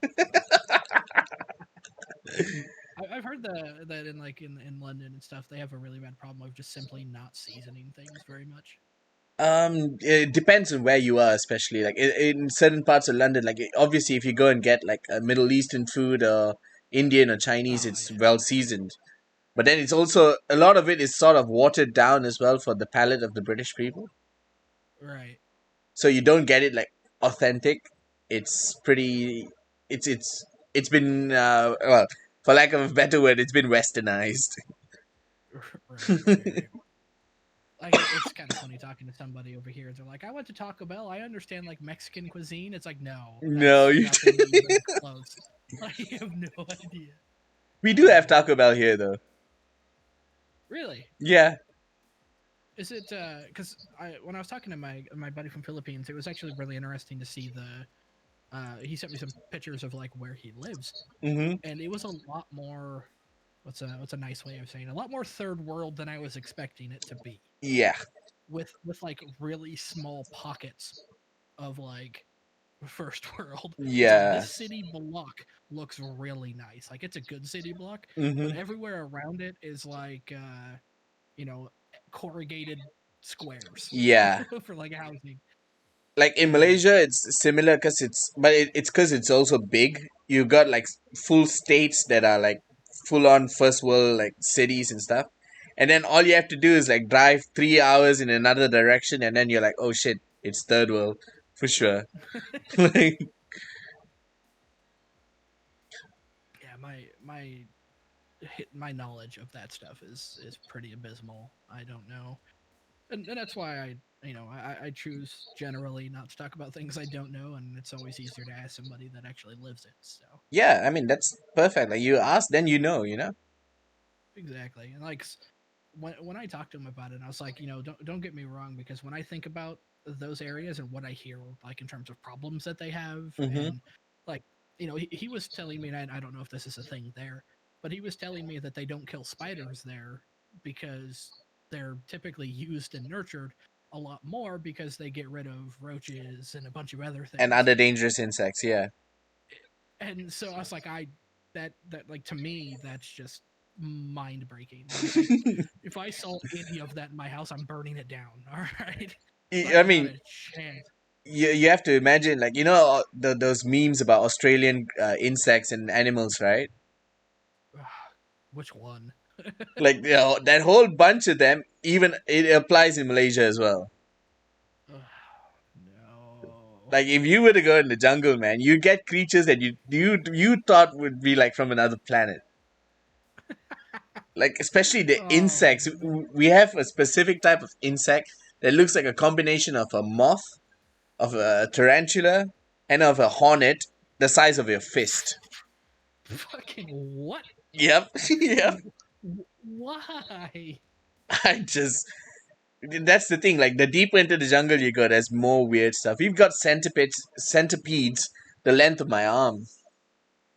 Oh my god. Yeah. I man, I had a well, for starters, I am terrified of spiders.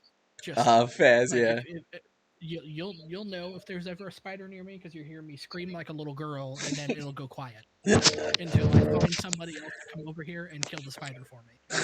All right, man. Like here's another story. We once we when we moved into our one of our houses a long time ago, Mm-hmm. there was a big spider inside the tub, and it was like a wolf spider or something. I don't remember what it was, Yeah. but we had to pay a neighbor to come over, and he sucked it up with the vacuum, and then we sold the vacuum. All with right, with the that spider still in it. literally was it was literally never allowed to come anywhere near that house again. Oh man. So when he tells me, he's like, "Oh yeah, it was just a spider. It's fine. It just walked up my arm." Hell no! All right, hell no, not a chance. And the fact that you like these things so they can get rid of the other bugs. Oh my, I'm never visiting, buddy. I'm just never visiting. You need the big bad to get rid of the other big bads. like use some caulking and like seal the holes or something. I don't know. Oh, dude, that's the thing though. Like, especially we get like a massive problem with snakes here as well. Like, and Oh hell no. any holes that you fill up, right? They always find a way. Sometimes they come in through the toilets, to the drain Oh pipes. oh no. Oh no. Like, I'll tell you, there was this part. They cleared this whole mess of like a sort of jungly area. I call it jungly. It's like a whole bunch of bushes and wild trees and stuff. So they cleared that place out to build housing. And what happened was, like, they had this housing set up. Like, the windows, everything was built in. The house was empty. Obviously, there was no furnishing, but everything else was done. Like, the piping was done, the electricity was done and stuff. And then this real estate agent came to show people around the house. And this is literally like about 2 minutes away from my house. The real estate agent came to show people around the house. As soon as they entered, like, the living room, there was a python right in the middle of the living room, a gigantic reticulated python. This is about like maybe 20, 20 feet, maybe. Oh no.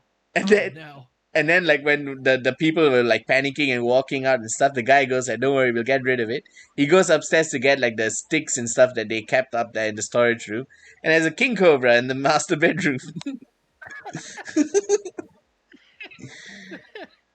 Oh no. Just seal that house up, burn it down, start over. Like no. Oh my god. I not a chance. Not a chance. Oh I man. what I told my buddy. I'm like, dude, I'm cool with hanging out with you and all, but you gotta come here. All right. Yeah. I, I will man, definitely come down and visit at some point, man. it was one of those things, like, because I was talking to him and I was like, is it weird? And this is actually something you would be actually a good person to ask. Hmm. Going to the UK from where you are, I don't know if you're in one of those like lower end or third world kind of areas, but was it weird for you to go from where you are to there? Like, was there any culture shock or Not just really, to be societal honest. Like, norms that really changed? um, well, big part of my family already lives in the UK, so I go there almost yearly. Okay. Yeah, and I'm not actually in the third worldy areas. I'm sort of in between third world and first world where I am. Because like if I drive like maybe about half hour away from where I am now, I hit the jungles. But then if I drive like maybe in the opposite direction, it's the city already. Okay, so you're kind of in that, I would say, good spot, but I'm not sure I'm It's like equating those the country jungle to homes, the good spot. like in the Yeah. country. Okay. Because Yeah. yeah, I was asking my Filipino buddy because he lives in like one of those corrugated ceiling kind of places, Ah, right, right. and I was asking him if he's ever been to anywhere out here because like one day I just heard like chickens, Mm-hmm. and they were talking about like chickens just walking into his house, and Yeah. Okay. Yeah.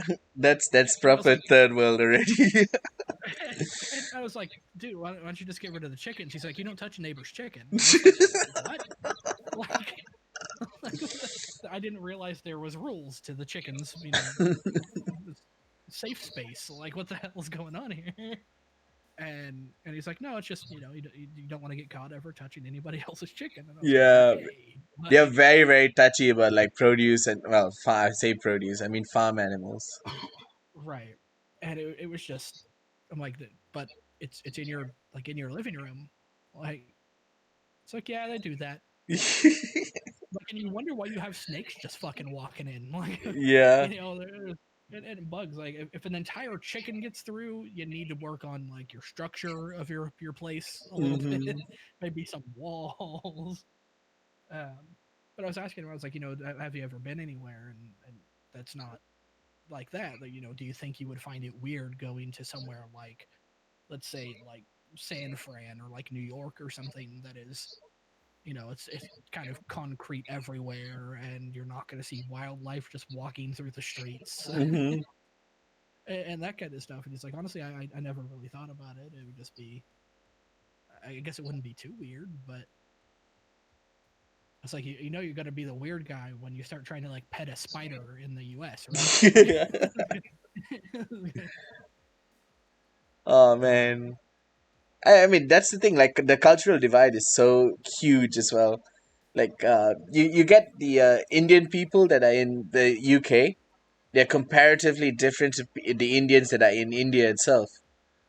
Because right, it's where you're brought up and where you're basically living. But then in India itself, although it's a third world country, there are spots where it's literally first world. Because that whole class system, like if you're rich, you're better than everyone else, so you live in the rich area. And it's like San Francisco's hills, like those big, like those big houses on the hills and stuff, mansions that are owned by the rich. yeah, Yeah, it's exactly like that. And the same thing happens here in Malaysia as well. If you're making the big bucks, you're pretty much one of the power people, the power players. So you've got your house in the hills with the swimming pool and the fast cars and all of that. And then there's just well, a couple of like hours away, there's just people in the corrugated, like what you mentioned just now.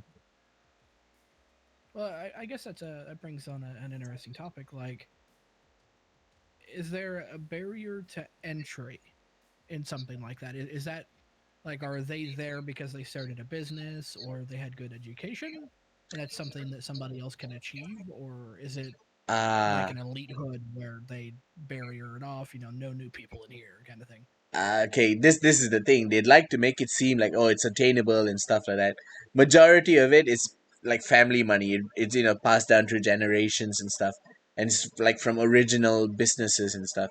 It's like these guys made it big in the day. Like back in the day, they were like big owners of big companies and stuff like that, which has done so well, which still exists today, which has become a conglomerate that it basically ships to the rest of the world and stuff. So that money is passed on to their generations who then invest in further shit and stuff. But it's elite. It's definitely elite. It's an elite club. I see. They make it seem like it's attainable so they don't seem, inhumane and they're not targeted by the people and stuff. But it's so fucking elite. It's insane. Yeah. Well, there's a lot of, and I'm sure you've probably um, at least caught wind of a lot of what goes on in the U.S. because a lot of places like to air our dirty laundry everywhere. All right. Yeah. Um, there's and I'm sure, and even where you are now, there's not even necessarily a monetary gap in people, but there's a differing way of thinking. Mhm. To With every problem, there's multiple ways of approaching it, Mhm. and we have a differing way of thinking here. Basically, we have two. I'll call them ideologies for the most part. Okay. One is that the government needs to provide everything to the people, regardless of what it is, food, money, etc. Mhm. And the other is you should earn your food, money, and others. Yeah. And if you do that for a period of time, the government will take care of you. For Mhm. instance, if you did that for 50 years and then you retire, you don't have to do anything, and for the rest of You get the your rest of your pension. You're good. right, you've paid money in, it's going to come back to you. Now you're good. Yeah. Um, and that's kind of where our divide is as a country. Is we have a lot of people that are like, no, hungry, the poor shouldn't exist because we're a rich nation. Is what's Mm. thrown around a lot. Therefore, poor people shouldn't exist. If they're poor, they should just get free money. Right. And as you can imagine, there's a lot of people that are like, why? Why am I working to now give you money Exactly. if you're Yeah. not going to work yourself? And those are the two combating sides of our government. And I was just wondering if there's anything necessarily like that or equivalent of, either in your politics or society. Not so much the divide in that sense, but it's in this sense, like it's very much so like the poor works to make the rich richer, if that makes sense. Okay. Well, the fun thing about it, or I say fun, but I mean that in a kind of a horrible, sadistic kind of way, Mhm. on both sides of the aisle for this, um, both is true. So the Republican side, there are definitely poor Republicans that Mhm. are at the bottom rung of things and are working to try and attain, like we were saying earlier, that elitehood. And then there's the same thing on the other side that unfortunately they're not. There are people that are trying to climb up the ladder, and there's also people on both sides that are like, no, you know what, I should just get free stuff. Yeah. That are kind of on both sides, and there's middle class on both sides. So Like I there's not deserve the necessarily free stuff. right. There's not necessarily a monetary split between them. It's more just the one side believes that you get what you work for, and the other Mhm. side believes that we're such a rich country, I shouldn't have to work to get stuff. Yeah. Um, and as you can imagine, one side wants to make the government much more a part of daily life, such as getting your food and groceries and paying your Yes. wages and stuff like that. As you can imagine, the other side's like, why? Why Mhm. would we ever do that? Mhm. So but there's two rams hitting each other at the moment that Yeah. are there's not going to be any crossover. You can't be like, you know what, sure, we'll help the people, and one side goes, give them free stuff, the other one goes, well, give them jobs, and they're like, no, that's not free. Yeah. And so the conversation breaks down. Oh man, that's the perfect analogy for it. Like two rams hitting against each other, because it's a kind of battle that's not going to be won until the other one breaks its horns and gives up, basically. It's going to be bloody either way. Mm-hmm. Loses horns, loses people, loses life, Mm-hmm. whatever is going to happen.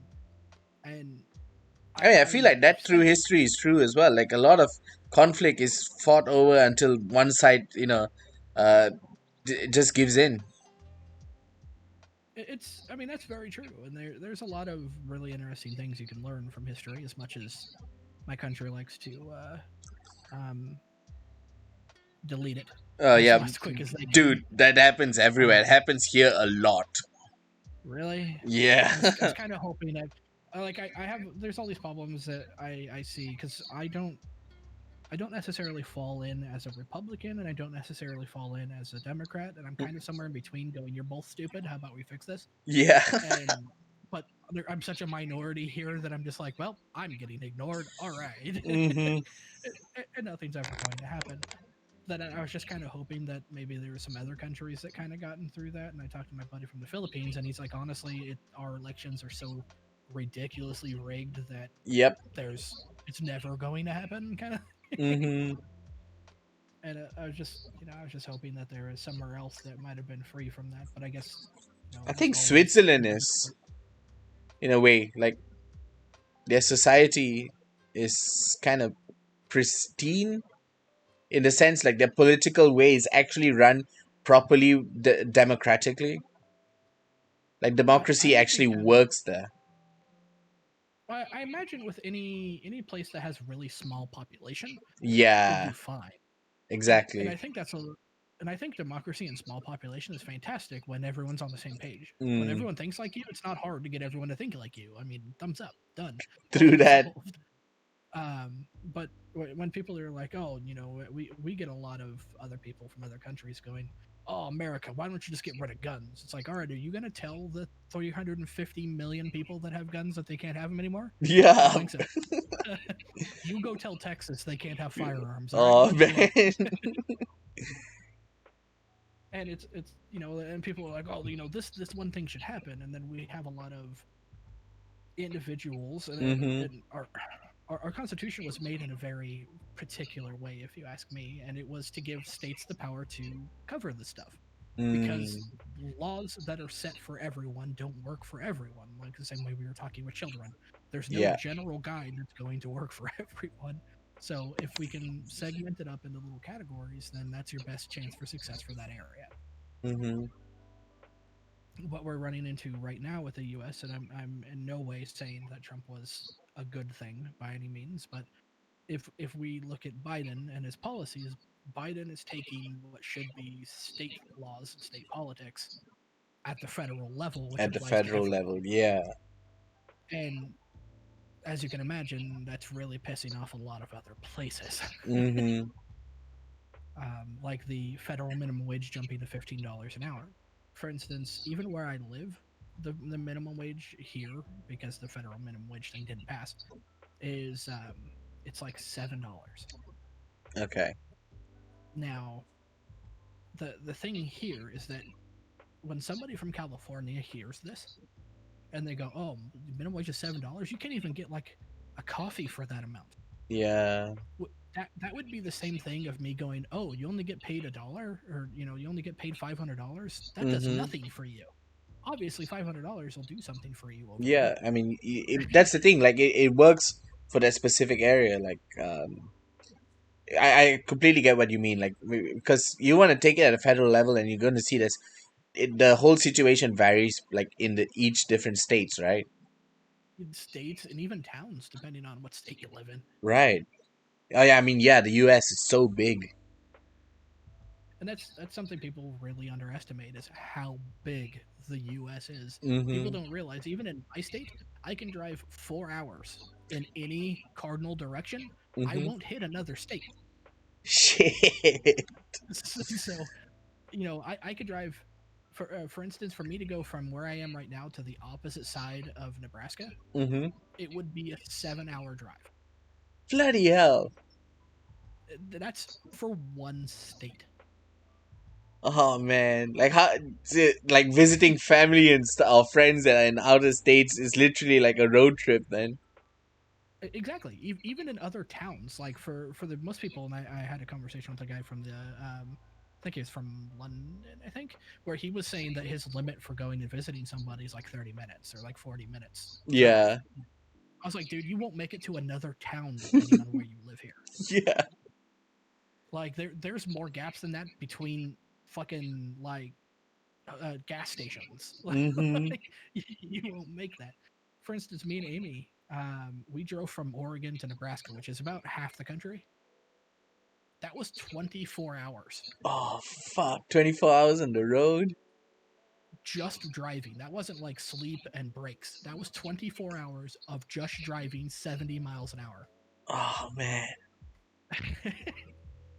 And I think that only crossed like 3 or 4 states of the 50. Shit. So people just don't get how big this is. So what's Mm-hmm. going to be nice here is not nice there, and Yeah. you know people on It's like each your end of the little coast. mini countries as well, if you have to think about it. Because. Oh, exactly. Mm-hmm. And the thing being is that we constantly, like, I right now I live in Nebraska, and it's generally viewed on either side of the country, we're viewed as flyover states. We're not important. Right. But people seem to forget that 30% of all of their food for this country comes from this state. All Nebraska. right. Yeah. So, they can shit talk it all they want. As soon as we stop feeding you, you die. All You right. die. um, and that's what a lot of happened in the coronavirus thing is we had this big shutdown, and a bunch of people in like California and Oregon and stuff like that, a lot of these blue states shut down really hard for like a month. Mm-hmm. Nobody existed. You weren't able to go outside, and then they're complaining that there's now food shortages. It's like you realize that when red states like mine and Nebraska, if we shut down, that means you don't get corn, beans, Mm-hmm. onions, beef, and chicken. Like, that's out the window. You're now on a vegetarian diet with only some of the vegetables. And if Iowa, or if you just name a few, Iowa, Nebraska, and Kansas Mm-hmm. turned off, we would lose more than half of the food in this country. Oh man, and then that's a huge amount for how big the country and population is as well. Exactly. So the fact that, red states are work, and we'll call it work incentive, because you're Mm-hmm. generally paid based on the quality of work you do here rather than your position, that we didn't shut down for, there's places like some parts of California that have been shut down for a year now. Right. Like, literally locked down for a year. Can you imagine if those 3 states locked down? Mm-hmm. This would be civil war going on right now, because people would be fighting for their lives. It'd be like an apocalypse for food. Exactly. And it would be pretty goddamn terrible. Mm-hmm. And people seem to kind of forget that. They forget that their food comes from people shipping it, people moving it, people farming it, people, all of the other care and stuff that goes on to this, and Mm-hmm. they don't realize that, it's not the, grocery store that's just magically alakazamming shit on the shelves for you. Yeah. And then they get pissed off. They're like, well, why is this red state closing? It's like, well, because you need to eat, all right? Mm-hmm. They're going, and the funny thing, and I say this again a bit sadistically, the funny thing about the whole coronavirus thing is, well, I'm not going to say that, because there's definitely people that don't believe in it, and I just fuck those people Yeah. just right off. Like, we're just going to ignore that group of people. But the people that didn't take it necessarily as seriously, or the people that still had to work through it, Mm-hmm. being a lot of these red states, our death tolls are still fractions of what happened in these blue states. Mm-hmm. And then they're going to sit there and complain that we're not locking down. It's like, Like look at the right. look at the fucking data and then use your brains and I just Right. yeah, I That's the don't thing is, get how these people can't accept the little facts. Like comparatively, if y'all are in the red states and you guys obviously need to work to keep, one thing is to keep the drive of economy going, because if your economy drops, there's going to be like God, a yeah. huge amount of complications with the multi different like I won't go into economics because I'm not very knowledgeable about that, but I do know Oh, it will I get you. make a huge impact on it. Oh, exactly. Import, export, and then global economies, things like Mm-hmm. stock market falling, and a lot of that stuff. And then we have a big problem going on. I don't know if I imagine other countries did it. I could be incorrect, but they did something like a stimulus check, which is basically everybody in the country got some amount of money. Oh yeah. Um, Yeah, we we had that did. as well. Go ahead. Sorry? Go ahead. Sorry, you cut out. Oh no, yeah, we had that something similar like to the stimulus check as well. So like basically a certain amount of money that was going to be given out to the people who met with the certain criterias, like the household for a certain amount, and their job was affected in a certain way. They'd get like assistance or certain fundings from the government and stuff like that. See, that's actually even more restrictive than what ours was. Right. Ours was you exist in the U.S. That's it. That was the only criteria. There was one that was added later that said that you can't make more than 150,000 a year. Shit. Man, I need to move to the US. Well, that's kind of the problem, is that everyone's doing that, but that's Yeah, a whole yeah, nother yeah. problem. But so everyone was given this money. The problem is that how are they given this money? Oh, well, we'll just take it on as debt as the U.S. Right. And How you gonna it's overcome that debt? Like if you close down all your red states. right. And now their idea for overcoming that debt is to now tax people, the upper echelon. We'll Mm-hmm. call it upper, but really it's going to affect middle class and above. Yeah. Tax them more to try and overcome this. But all of those people, and I do mean nearly all of them, something close to 90% of them, Mm-hmm. live in red states. Oh no. So essentially, we're giving out all of this money and then taxing only red states. That's insane. So as you can imagine, people in these red states are, again, very pissed that literally not only are we giving money to literally anyone, Mm-hmm. but that now they're getting taxed forever, because once our country has a wonderful habit of once we get taxed, it never goes away. Oh yeah. So now they have new taxes coming in to try to recoup this cost that's never going to go away, that only taxes you if you are actually working. Man, that is insane. And people wonder why they're, like, oh, why would red states get angry about, trying to help the people? It's like, because you're just punishing them for working. Yeah. And I can understand it from the blue side. Like, I do have that humanitarian aspect where I'm like, you know what, I agree that we should probably do something about the homeless or the poor or Mm-hmm. the hungry or something like that. But I'm not going to go find a rich guy, tell him to give me half of his money so that I can make him less poor for a day. Yeah. Like Like, that's a problem that needs to be like it stems from a certain way that it can't be solved. This is like a surface solution. exactly. And now we have things that are trying to get passed in our government that is trying to make it so that every month we just send everyone $2,000. Right. No reason, just we send them $2,000 now. Man, that's insane. I And wish our people country did that. you do, until people stop wanting to get taxed out of their ass, and then we That's end up true. in civil That's war true. again.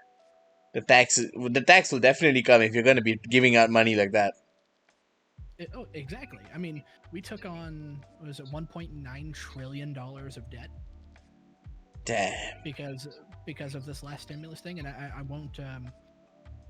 Unlike, we'll call it blue media is saying $1.9 trillion for stimulus. You know what it cost to send everyone $1,400? It was like not. It was something, I think, like 700 billion or something like that to do it. Shit. The rest of that went to shit that was completely unrelated to COVID. Oh man. Like, we literally sent, I think it was like $500 million to like India for gender studies. And that was literally in the same bill for stimulus relief. Oh And man. you are attacked in public if you were ever to say that you don't think people should get that stimulus check, or that you don't agree with the stimulus bill. Yeah. Like, it's pretty outlandish It is. But I feel like because And everything is like it's all trial and error right now. No one knows how to handle the situation properly right now. well, I mean, we kind of, from an economic standpoint, we have a lot of data from, even during the most recent or most severe one with the Spanish flu and stuff like that. Mm-hmm. We understand to a pretty good extent of how to run things, but what we do know is that when you keep giving away money to people, that creates debt, which then devalues money. And we know what happens even every single time that occurs. We end up Yeah. with situations like France being one of them. Mm-hmm. There's a lot of, it's, but the problem that we run into in the US is not only do we have these two bulls or rams hitting each other, Mm-hmm. we have selective media.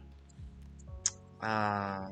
So what's going to happen is the people on one side, the people that are for the stimulus check, everything that ever gets said negative.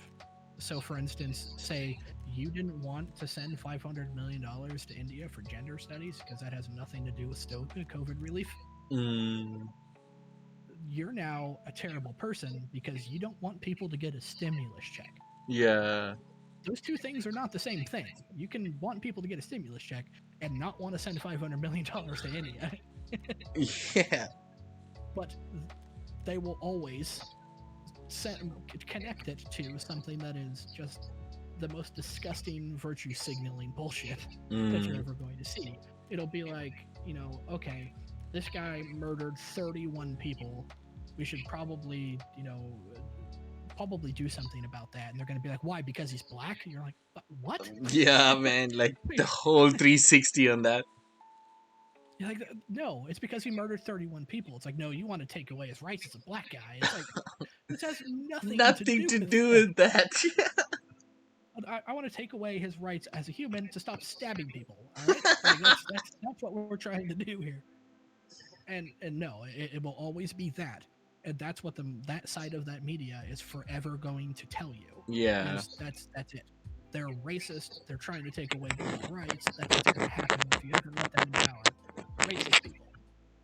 And then the other side's like, no, you're retarded.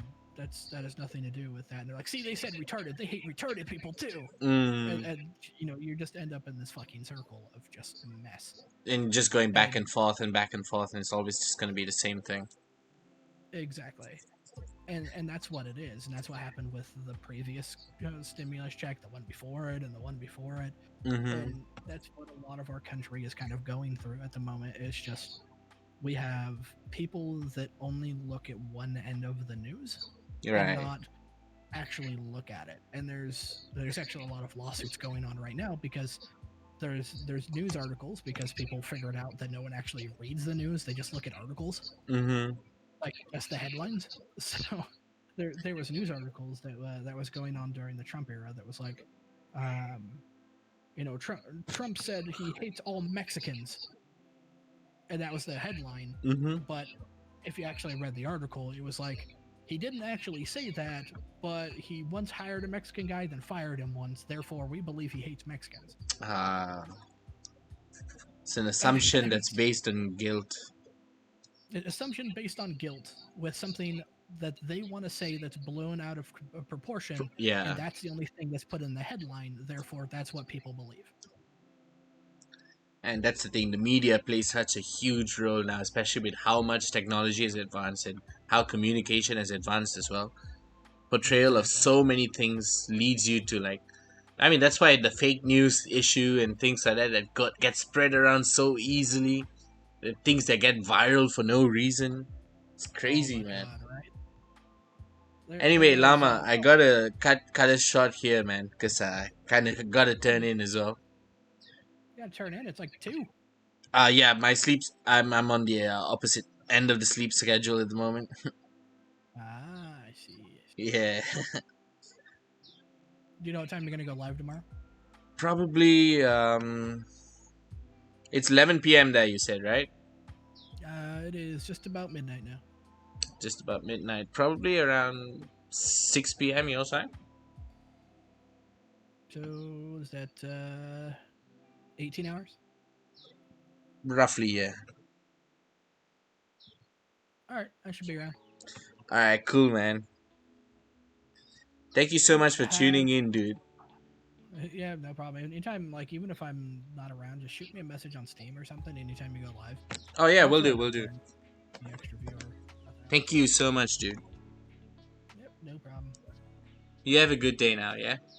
Yep, you too, man. Have a good one. Oh, good night, sorry. All the same. It is the same, yeah. I'm going to bed at the daytime, so it's a good night for me too. Yep, I sleep during the day as well, so we're almost completely opposite. Yeah.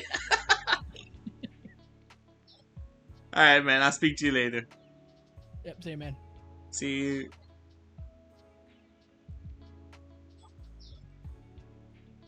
Right.